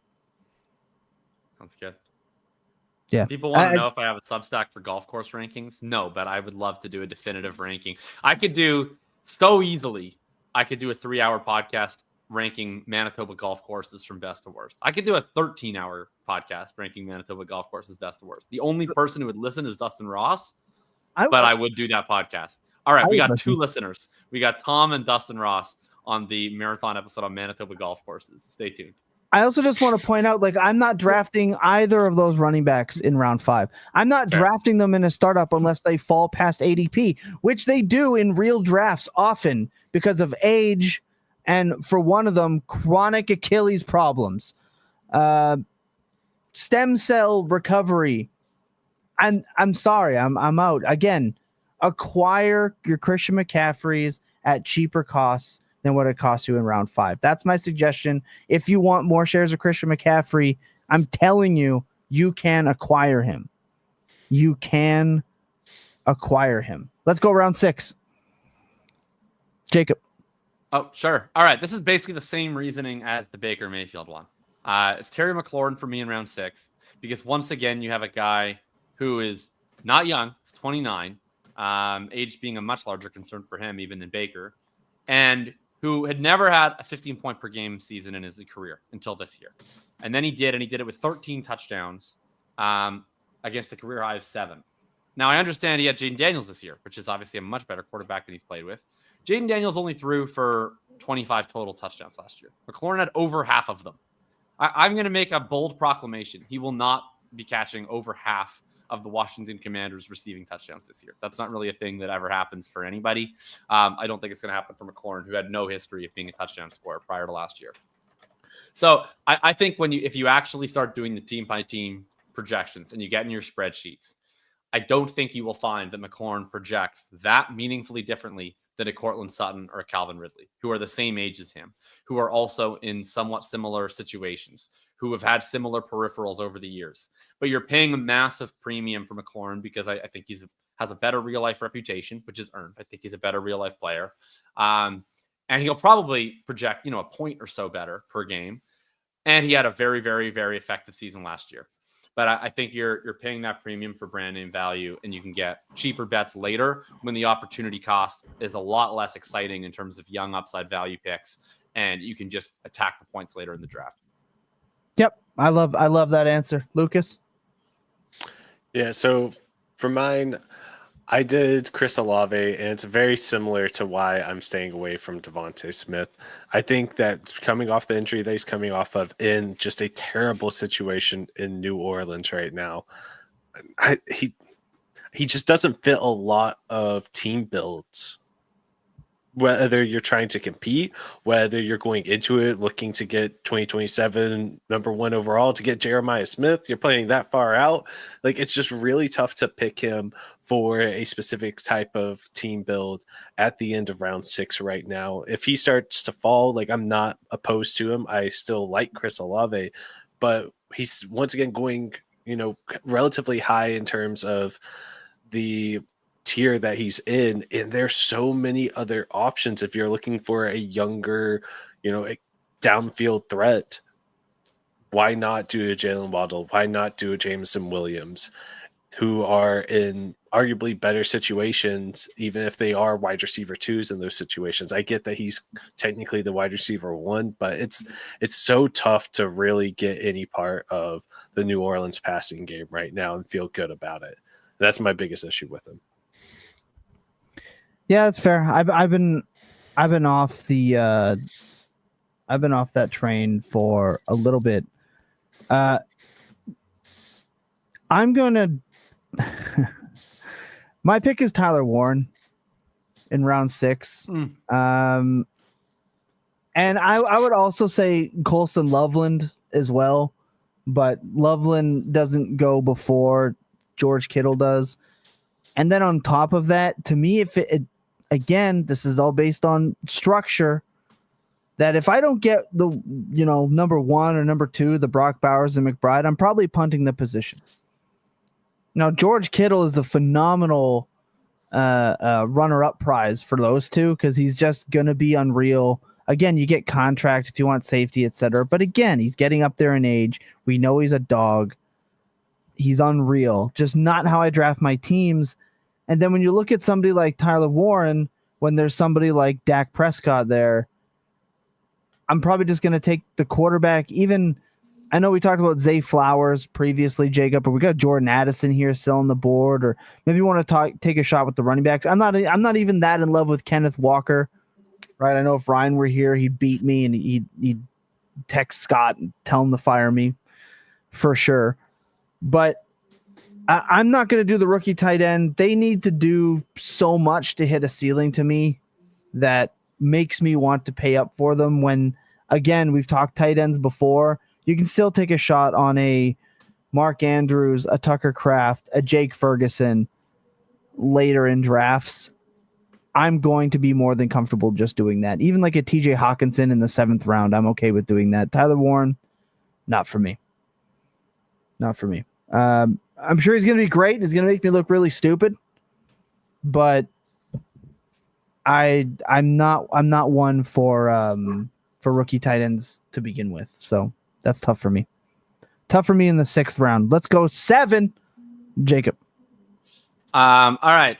I already did 2 bears. Why not make it a 3rd bear?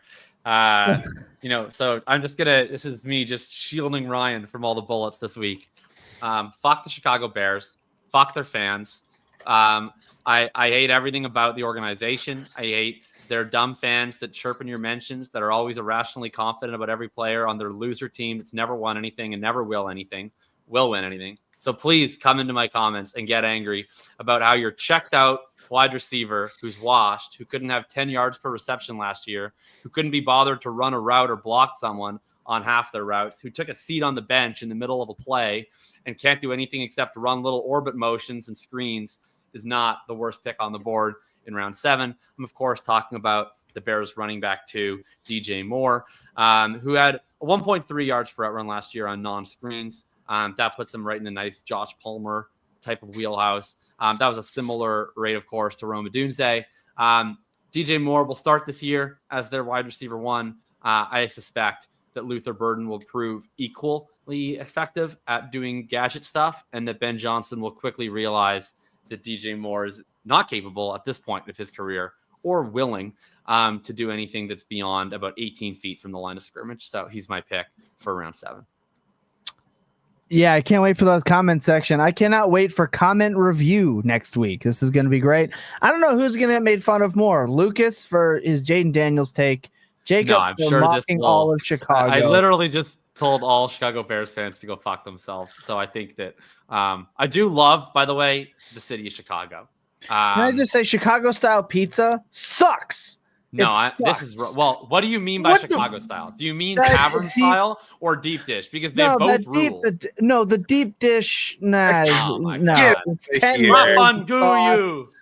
No, Gosh. 10 layers of sauce. No, Deep dish rules. Shout out to Pequods.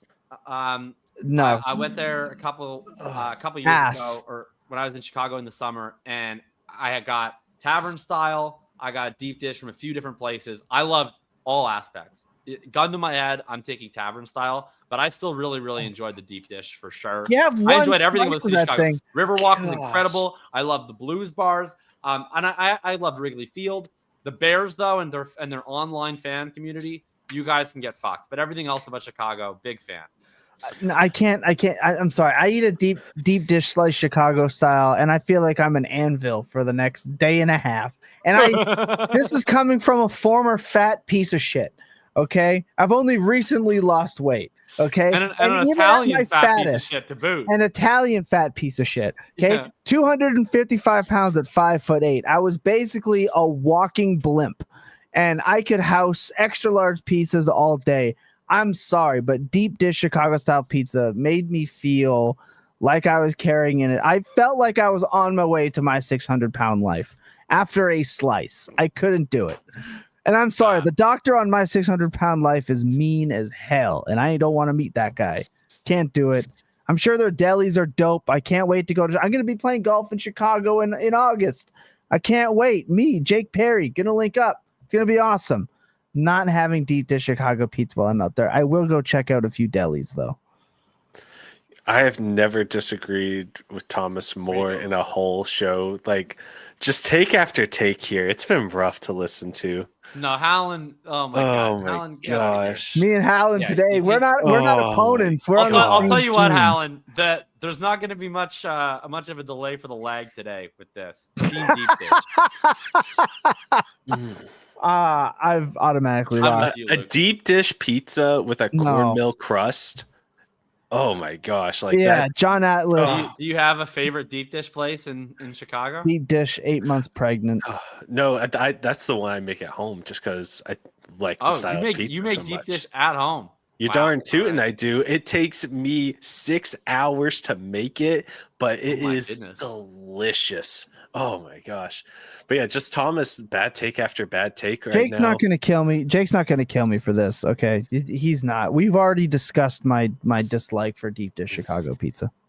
Sorry. All right. Also, shout out to John Arrington. I saw him in the chat. Thanks for the shout out and congratulations to you all on your podcast announcement today. And one of Jayden Daniels' biggest fans. He just shouldn't be going at There you go. number 2 overall. I will stand by that for right now. I agree. You Uh, shouldn't be going at number 2 overall. Jacob and I agree he shouldn't be 2 overall. True. We'll leave it at that.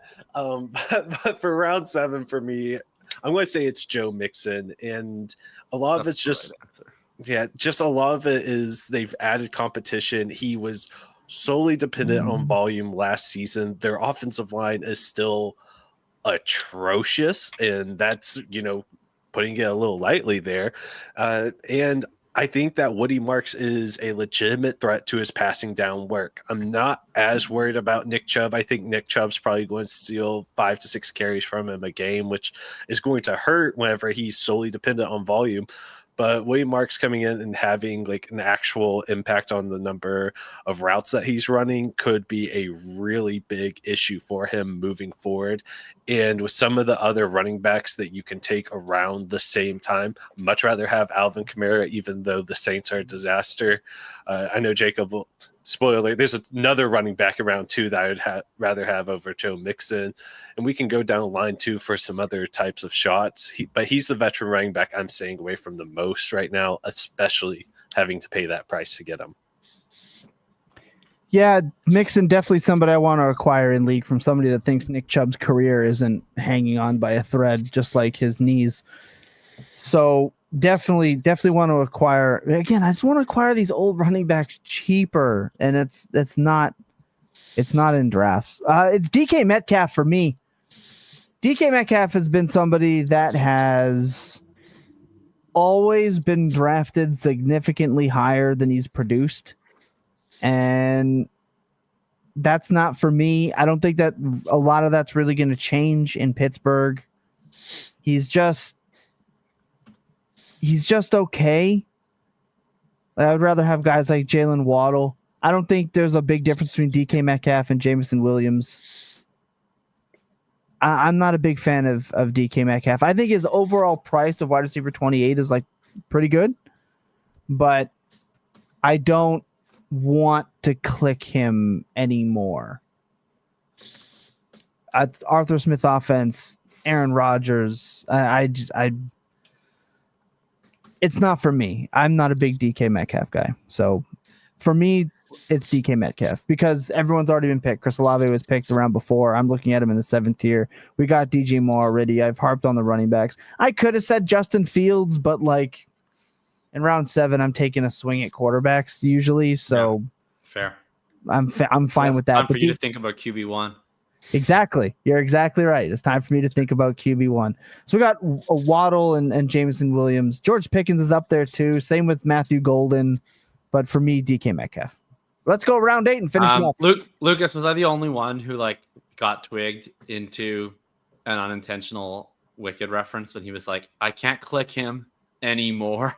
Anyway, my mind, I was like, I can't click him anymore. Oh my gosh. I can't. Yeah, that one didn't land with me, but I'm kind of ashamed that it didn't. So I was like losing it.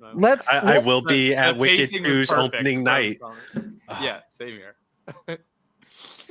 let's not do round tables and get sidetracked as we've now done golf courses, a Wicked song. How long did you talk about deep dish pizza, Thomas Tipple? And deep dish pizza. That's right. I think all of these were time well spent. All right. I'm not terrible, even by the way. Round 8 because Lucas just obviously has the correct answer, and I'm just gonna co-sign Lucas's. Oh, okay, Lucas. This is go ahead. so rare. I'll take it though. I love this honor, and the correct answer is Dalton Kincaid. Correct. You know, You shouldn't go in like the top 18 rounds. So I will preface this with his draft capital, with the potential upside. I see why he's being drafted where he's being drafted. He's played multiple years in the league. Fuck his draft capital. He has played 2 years in the league. Yes. Yeah. Sorry. Right. He has not earned the most valuable snaps, which is like the most frustrating thing. That's the biggest red flag on his profile. Everybody can see that there's definitely opportunities in Buffalo, which is another reason why he is where he is, even though it's much lower than he was last season. But looking at him, he just doesn't fit any type of team build where he's going. Like if you're a competing team, there's a very strong likelihood that you're either trying to get, a Trey McBride, maybe a Sam Laporta early on, or you're just waiting, taking Evan Ingram in the 12th round. Like that's basically how you're going to be building your team at the position. You may have done George Kittle, 2 rounds before this. If you are on a rebuilding team, like a planned rebuild, you're not taking Dalton Kincaid here. You may have taken a Tyler Warren or Colson Loveland if you were wanting a high upside pick, or you're taking one of the other rookies who are going way later, like Elijah Arroyo in the 14th round or Harold Fannin even after him. There's a lot of other archetypes of that position who are going way, way later, who present similar upside plays. So it just doesn't make a lot of sense to be drafting him here in round 8. It doesn't match up. And I see Evans on there. Oh, he's talking about Mike Evans. I thought he was about to talk about Mitchell Evans, which I'm seeing way more posts about online right now.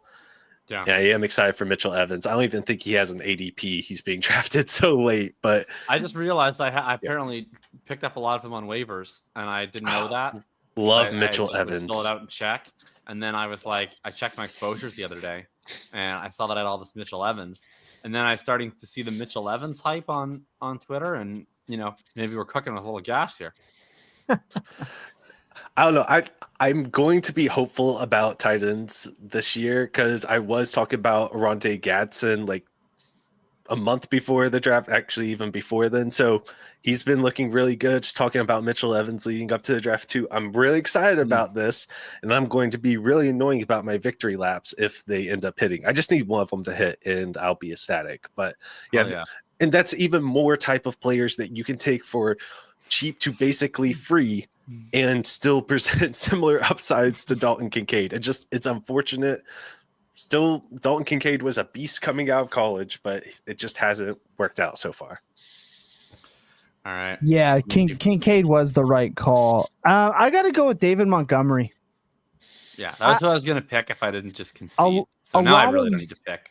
A lot of my right, it's like, oh, Mike Evans, perhaps. Okay, I get it. Last year of his contract, he's getting older. He is declining. You can miss me with the excuses. It's just they needed the 18th game and a designed touch to make sure his record carried on. He is declining, period. There's Tyreek Hill. There's Kamara. There's Tua, right? But, I mean, you're looking at me around 8 Tua. I mean, yes, it's basically like double bagging for no reason, but I still don't necessarily want to make that click. So it's David Montgomery for me. This is somebody who's feasted off of touchdown opportunity and an insane efficiency for the Lions. This isn't hate towards David Montgomery. I'm usually the type of person where if I have David Montgomery on my roster, he's probably like an RB1 for me in most cases with how some of these teams go to start seasons. Jahmyr Gibbs is going in round 1. The belief is that what we saw last year with how he took over the backfield, that's real. And it's hard to put talent like that back in the bag. We say this quite often. To me, if you're drafting David Montgomery, you're just surrendering to 8 points to maybe 10 points if there's no touchdowns involved. And yes, if you get the touchdown benefit, now you're looking at a whopping 16, maybe over 20 if there's multiple. That's just not a bet that I want to make. It's not a bet I'm willing to make. There are other running backs a little bit later that I believe provide similar upside, right? A James Conner. Take your shot with one of the Jacksonville backs. Tony Pollard. There's just other options to me. Not a lot of them, but there's some of them. There's enough of them. To me, I do not want to take David Montgomery. That to me just feels like playing more safe than I think you have to or should want to. Because what's next for David Montgomery? A lead back role? I don't see it. And no. Yeah, it's what he is now. You're hoping to hang on to what he is now. Yes. And hope that he either re-ups or ends up in another situation. He has re-upped. He's with Detroit. I mean, he's going to be with Detroit until he's completely toast. Is he? I did not see that he re-upped. Yeah, so he's there. But which is, I mean, it's good because they have so much running back usage. But, like, I mean, let's just be honest. Their offense got better. I think David Montgomery's good. I don't think he's like I'm not trying to shit on David Montgomery. But their offense was better off with him gone and Jahmyr Gibbs getting all the work. Like, Jahmyr Gibbs is better than every running back on the planet right now. So David Montgomery is not the only person who should not be playing out of Jahmyr Gibbs. But, like, it is in the Lions' interests, in my opinion, strongly to turn this from a 55-45 to like a 70-30. And they got a new play caller. And I think, like, this could be a thing that happens at any moment. And everybody goes, yeah, that makes sense. Jahmyr Gibbs is fucking incredible. That's okay. This is interesting. I'm looking at over the cap for his current contract. It shows no guaranteed money after 2025, but it also shows that he signed a 2-year extension with $10 million guaranteed. Like so money? It could be there's a void year involved here. Interesting. I'm gonna have to dive deeper into this because this was the reason at overthecap.com that I was like, there's no guaranteed money. Like, we're hoping that he just stays here. The Lions are going to be feeling cap constraints coming up. On Spotrac, it would cost them 4.8 to cut him after this year.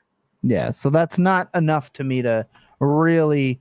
They got some big contracts to hand out coming up. So Yeah, I just think it's a bad bet, and there's just other running backs that I think that you can make a bet for. So it's David Montgomery for me. As one of the listeners said, nothing but bad takes. Well, maybe that's what we're here for. We'll let the comments decide. After the show is over, leave a comment. You might get featured next week on next week's comment review.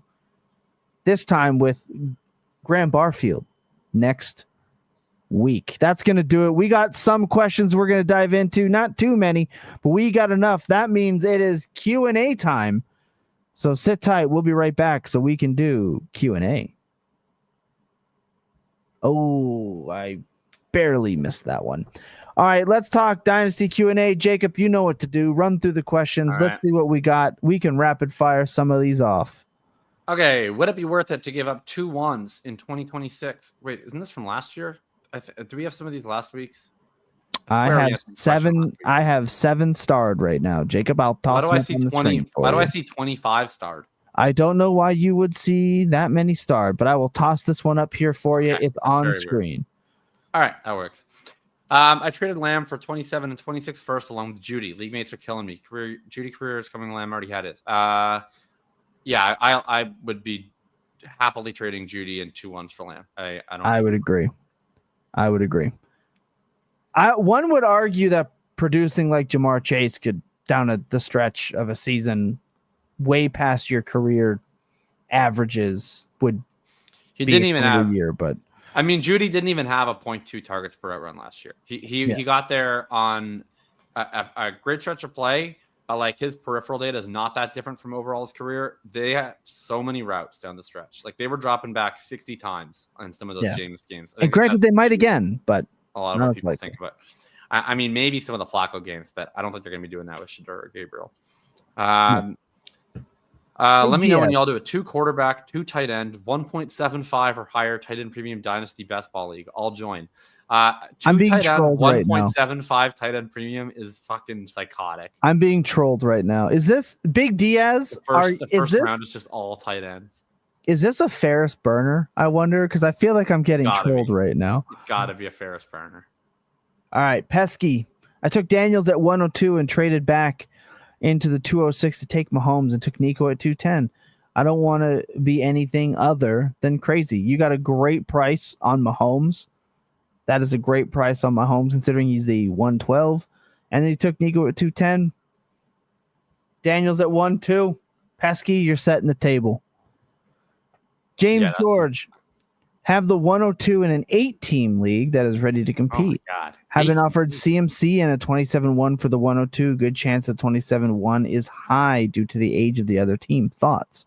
In an 8-team league, I think I would just. I mean, I'm trying to think of how an 8-team league would affect my view. So the replacement level is way higher, which I think makes CMC way more valuable. And you are getting the 27-1. I think I would do it, but I'm higher on CFC than Tom is. He is. I'd like to know how many you're starting,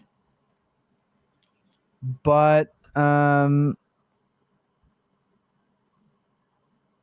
mean, in an 8-team, I'll probably take McCaffrey in the 1 because Genty's gonna go. So 8-team, yeah, okay. Lucas, no. Undecided. Yeah. I think I'm staying with Omarion Hampton there, especially. And the thing that's showing me the most is Jacob saying that in 2027 he could be RB1 overall. There's a good chance. I think that he still has high enough upside there. I like John's here in 8-team league. Everyone should just draw straws and award champ in September. I like that. That's good. Dynasty is my life. 18 league, everybody should maybe text 4 more people. Tiebreaker. 12. Look, play what you love, but 12-team leagues will blow your mind. 12-team Superflex. I have Geno, Rodgers, and McCarthy. Is this my quarterback room? At quarterback, do I trade DJ Moore and Rodgers? What is wrong with me for Darnold and Aiyuk? Man, this is a lot of gross in one trade. I think I would. You get 1 year of Rodgers for sure. I don't know. I probably Yeah, would. I guess I would. I mean, I'm pretty out on DJ. I'm also pretty out on Aiyuk just because I don't think he's going to produce much this year, and then it's another year. But I'd rather take the shot of a potential future with Darnold. There's no future with Rodgers. Yeah, Agreed. to me, yeah, we're in agreement here. Swim says smash accept. Papacino having issues was thinking QB values in a 4-point passing touchdown league. Which side in a 4-point passing touchdown league? Superflex PPR start 10. A Hurts, McConkey, and Hubbard versus Neighbors and Justin Herbert. That is a tough question. Hurts, McConkey, Hubbard, Neighbors, Herbert. So let's go. Okay, boom. I think I'm taking the Diablo. Neighbors Herbert side. Right? This is a tough one. I don't know. This is even to me. I think I would do the Hurts, McConkey, Hubbard. Oh, wow. Sorry, Hubbard.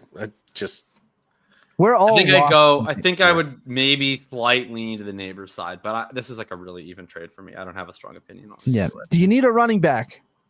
I think that might be that. Might Yeah. be How much fair. like is Hubbard doing in this trade? Yeah, that's probably a fair point. Yeah, I'm probably taking Neighbors and Herbert here, even as the Herbert detractor. Hallen wants to know favorite Nickelback song and why is it Something in Your Mouth? I think Nickelback sucks. So Oh, I don't know. I don't know anything that isn't their hit. So I'll just be like a boring person and say this is how you remind me. Oh, that's absolutely my favorite Nickelback song. Definitely one of my karaoke songs. So Lucas, big karaoke In guy. this house, we just call Nickelback Lesser Creed. I will not tolerate for Creed slander. I don't care. I don't care. That was Creed. That was a Creed compliment. I said Nickelback was Lesser Creed. Creed, however, is just lesser Pearl Jam. So Nickelback is just Pearl Jam twice removed. If we're ever in person, I want to give you the warning now.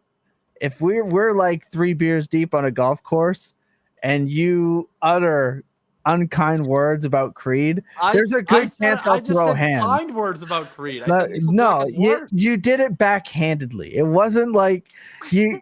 All right, it was in there. Yeah, they are goats. It's goats. That they are goats. To me, period. Burn It to the Ground. Also, nice. Acceptable Nickelback answer, by the way.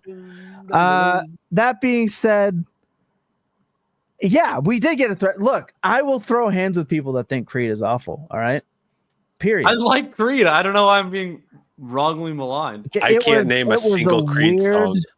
It was a weird. Sure, Lucas. There's just no way you have not heard Higher, other than I have. I just didn't know the name of it or that it was Creed. I don't believe you, given the area in which that you attended your post-secondary education, sir. I refuse to believe that that's the case. That's going to do it for this portion of the podcast. When we come back, we got 5 for 5. You're not going to want to miss that. If you're listening to this via audio version, we love you. Leave a comment. All that. We'll be right back. Don't go anywhere. You're not going to want to miss 5 for 5. All right, so we have an update. Ryan Heath is a trader. He did get the win last week. I'm sitting at 8. Lucas Gilbert needing a rebound after talking all that shit when he came back, getting his wins, looking at a few L's in a row. The chat, the gremlins, have not earned a larger icon and a bigger place on the graphic. They still sit at a woesome 1 victory. The chat has 33% improved odds today. Oh, okay. We love that. Oh, sorry. I've just been told I made a correction. I made an error. I corrected the graphic last week. Ryan still only has 2 wins. He has 2 wins. Okay. All right. Ryan, I have to. Your era of 3 wins was incredible. Short-lived, incredibly short-lived, and unearned. Apparently, 3 wins, once removed. Okay. Today, James Gladstone gave a interview on Sirius XM radio, which he intimated that despite practicing predominantly on offense, that they do plan to play Travis Hunter more and more on defense throughout the summer, and that he'll play, maybe a more balanced breakdown of offense and defense than previous comments suggested. And so, one, I wrote a piece about this on Thinking About Thinking that you can check out. But two, today's 5 for 5. I knew this was coming. Is all about defensive backs. Oh no! So we're taking a break from our usual offense focus, this and we are all doing defensive backs. So, all right, Lucas seems to be not very happy about this. I mean, I'm feeling good. Tom seems to be happier about this. All right, let's see how this goes. Okay, this player was a round 2 selection out of the University of Iowa. Is it Cooper DeJean? Incorrect, but it does fit the clue. I think I'm going to wait now. All right. Tom's waiting. I'm going to give the chat a little bit, despite Alan's slander of deep dish pizza. But Alan has only submitted a wrong guess. So, all right. This player played over 6 games in a season twice in his NFL career. There has to be a correlation somewhere. I'm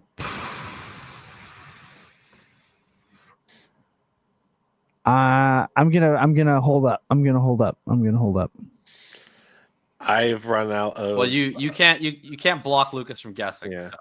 Well, I've run out of Iowa cornerbacks Yeah, that I can know. go. I only know one in the 3rd round right now, so I'm gonna have to wait for my memory to hopefully be jogged by another clue. All right. Did you Okay, say got nothing defensive yet. back or cornerback It's specifically? a defensive back. Okay. Yeah. I think I know who it is, but I'll wait for the next clue. Guess? I'll wait for the next clue. Okay. This player was the 2007 NFL Defensive Player of the Year. Oh gosh.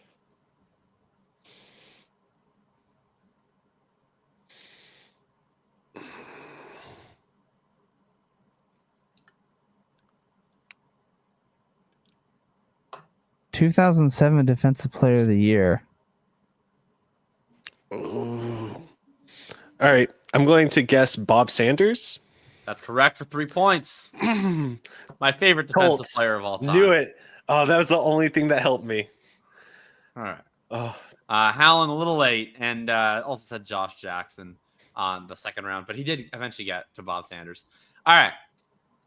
Lucas, 3 points. Tom, 0 points. Chat, 0 points. That's through one question. All right.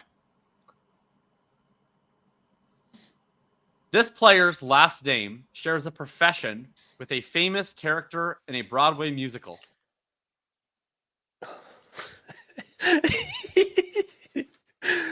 What? Oh my gosh. I have no idea. All right, I'll repeat. This player's last name is also a profession of a main character in a Broadway musical. Oh, Kyle Hamilton. Incorrect, but obviously that's not It's his the profession. only. That's a good Name one. is That is the only musical I know. Yeah, Lucas, I'm What is it going called? to It's need called another. Hamilton. you're not going to yeah. get another clue, so you. Oh crap! Yes, So or go into the chat. all right, so I'm stuck on Fiddler on the Roof. I don't know why, but Okay. I don't know any defensive backs with Fiddler as their name. So All I right, got nothing. it's going to the chat. Shout out Ryan08 or Ryan0008, Rondé Barber, or of course looking for Sweeney Todd, the Demon Barber of Ooh. Fleet Street. Barber. Yeah. Oh, All right.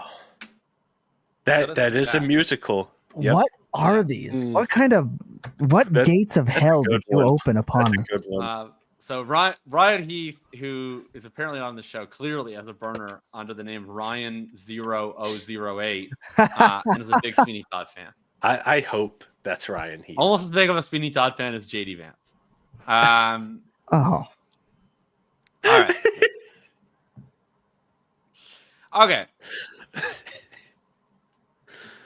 This player, at the time of being drafted, was the highest drafted cornerback in the 21st century.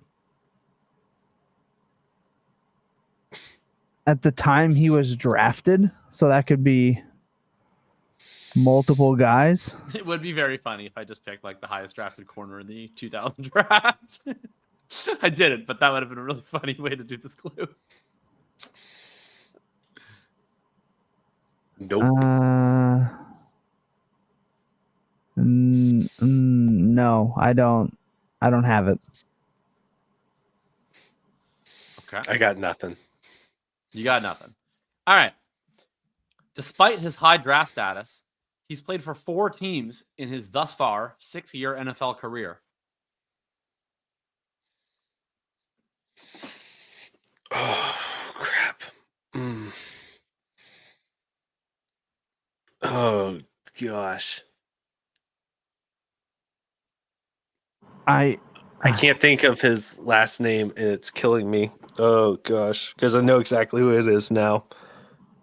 Oh, and I keep thinking about his teammates. Isn't it oh my gosh. All right. 5, 4, 3, 2. Let's get guesses, guys. Is it what Say a the name. hell's his name? 2, 1. Andrew Jameson loved him. That's Jeff Okuda. Too much. All right, you get it in right at the buzzer. It is Jeff Okuda. That is like 5 seconds past the buzzer, but okay. I get a delay. Oh my gosh. It was Andrew. How Andrew Jameson, like freaking SGA does. Oh my god. Andrew Jameson talked about him all the time. Continuation. He's moved on to a different defender by this point in time, and he's a lot of bitching. Oh my gosh. A lot of bitching. I was mid-thought. What I'm going to do from here on forward, the precedent that's been set. Oh, mid-thought going, oh my gosh. 5 points for the chat. 4 points for Tom, 3 points for Lucas. I was mid-thought. The chat is upset at me. We've got tomato emojis. We've got the rig is in. We've got mid-thought my ass. Wow, tough scene. My ass. See, I was stuck on Denzel Burke, and I couldn't move fast. When I'm sitting here, and the only thing that is in my brain at that moment is Andrew Jameson. It takes me a minute to recall every time he's overhyped where we were going. All right. See, Jacob knew. Okay. You guys don't know. This player's last name shares a name with a famous character who lives in apartment 5E.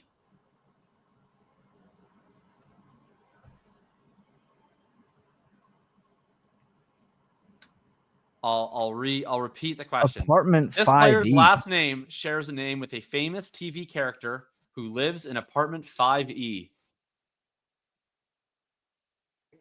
Nope. All right.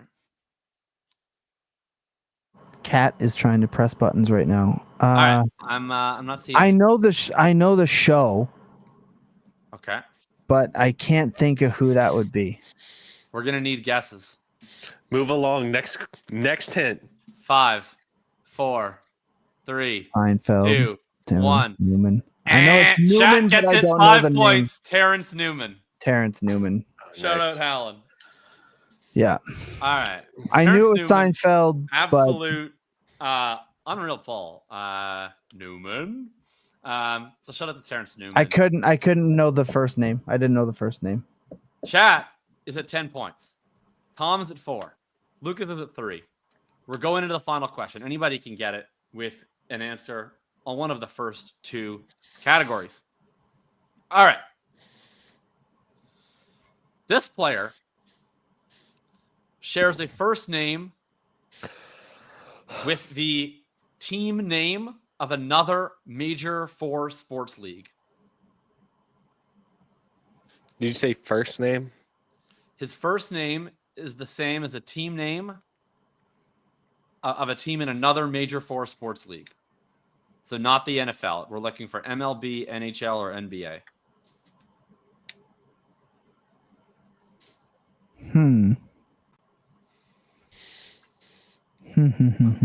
This shares the name thing. Oh my gosh. Shares the name. Oh, my brain doesn't work like this.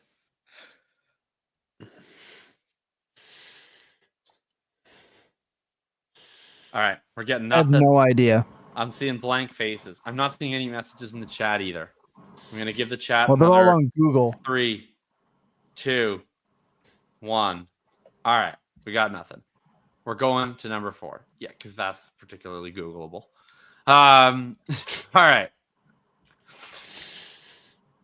This player's most famous play in his NFL career came in a 2007 playoff game.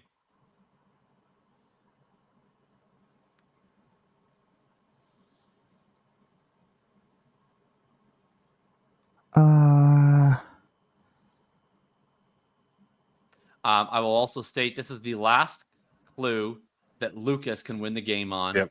If Tom gets it on the next clue, he could send it to a tiebreaker with the chat, which I haven't that I'll write if I need. You said 2007, right? Yeah, 2007 playoff game. I knew it was going to be somehow Colts related. I knew Lucas, you got anything here? Can I give you a 5? Unfortunately, 4, I don't. 3. All right. I don't even need to give you the continuation. All right. I'm seeing nothing. We're going to move on to the next clue. Very simple. If Tom gets it on this clue, he wins. If Tom does not get it on this clue, the chat wins. All right. This player shares a last name with a famous musical artist. This doesn't fucking help me. This shares a name thing. Oh my gosh. This shares a name thing. Terrible. Oh my goodness. A lot of people angry at the question. Yeah, this is crazy brutal. Bro. I don't even get the round. I don't even get to know the round. I don't think that the round is going to help. I don't know, dude. If I had draft capital, dadgummit, I'd have a chance. I don't think anyone would be helped by the draft capital on this player. All right. God. 5. That's so 4, many players, bro. 3, 2, 1. All right, chat has not gotten it yet, but you are going to win. I will go to the next clue. All right. If people think that the draft capital would have been helpful, I'll give it to you. He was drafted in the first round out of the University of Michigan in 2004.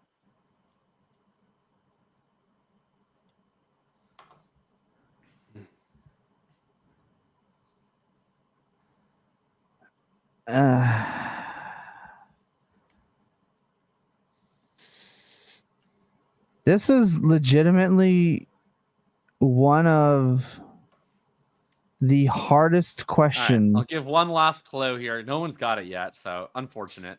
All right. The musician that he shares a last name with is much more associated with the number 5, but this player has 4 career interceptions. Yeah, these questions are. What? Oh my gosh. Come on. Somebody. Nah, dude. This is criminal. We got the team name, first name, which someone in the chat actually got. They just got the wrong last name. We got a musical artist associated with 5 for the last name, and we've got a famous 2007 interception in the playoffs. And that he was drafted in the first round out of Michigan in 2004 with only 4 career interceptions. It is, of course, the one and only, the hero who picked off Tom Brady to send the Colts to the Super Bowl, Marlon Jackson. Oh, Marlins. This is, oh my gosh. Chat wins it by default. Chat had earned, look, no one gets the last one. If you were in the lead going into the last round, you would have won. I knew it was Colts related. None of that would somehow. have helped me. There was not a single hint that would have gotten me there. No, that Oh, one was- Jackson 5. Okay, got it.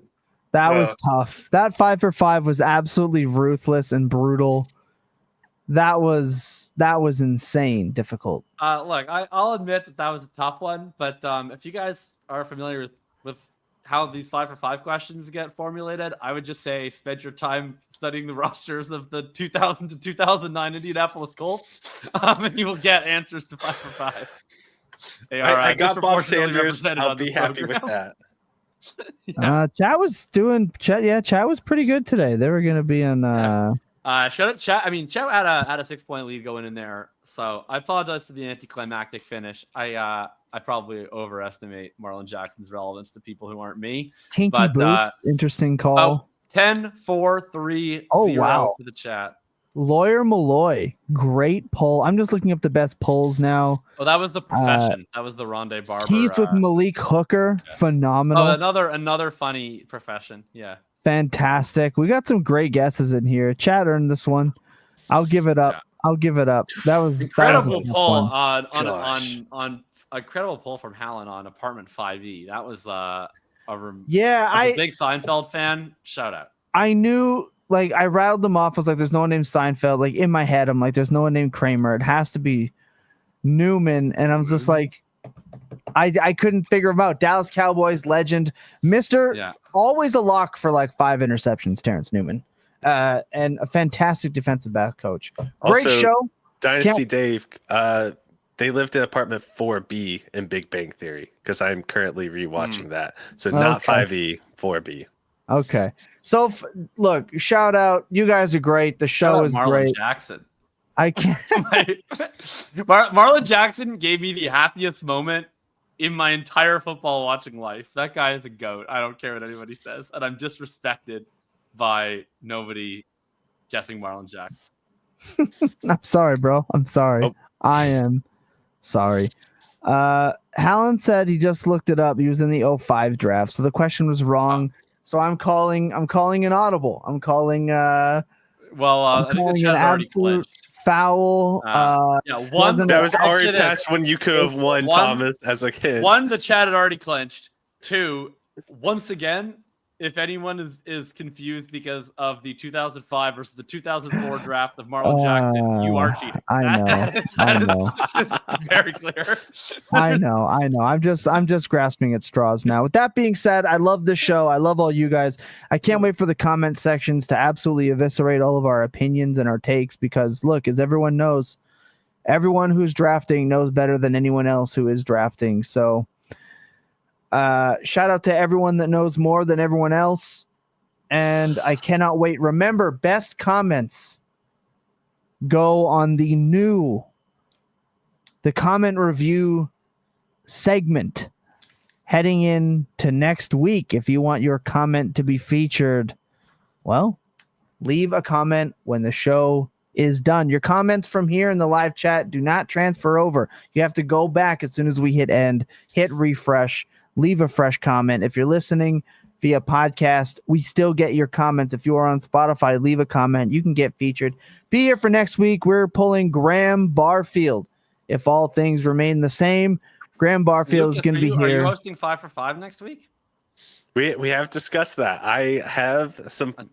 I have some hints ready. So, all right. I mean, if you didn't like my continuation of Thomas, we'll discuss. But yeah, we'll lock you in. I think I got to go with Graham. We will. We'll discuss how that would affect your potential winning unless Jacob is just playing for you at that point, because you know what, I'm okay not having a win on the column because I have some really fun things. I think they're fun to me, but we'll see. Okay. We'll get that. Oh my goodness! Congrats on the 3-point, Lucas. Okay, all right, relax. Okay, actually, I'm not playing for anybody, because if I'm playing for Lucas, then it's just going to be like Ryan Diem and Marcus Pollard and Gary Brackett. Oh, Gary Brackett, nice pull. But as I always say, Dominic enough, Rhodes. enough naming of Colts players from the mid to late 2000s. That being said, we love you guys. We love the show. We're happy that we get to do this every week. Guests coming up. It's that time in the off season. Thank you for sticking around with us for over 2 hours on June 17th on a random Tuesday night. We're excited to be back here every single week. Remember to leave a comment, like, subscribe, do all the stuff that helps us drive up the charts. Let everyone know that your favorite podcast is hosted by a moron who just also happens to be forklift certified, while keeping in mind that clear eyes and full heart can never lose, and that your best days are always spent tilting. Good night, everybody. What? Why are you shaking your head? You're welcome.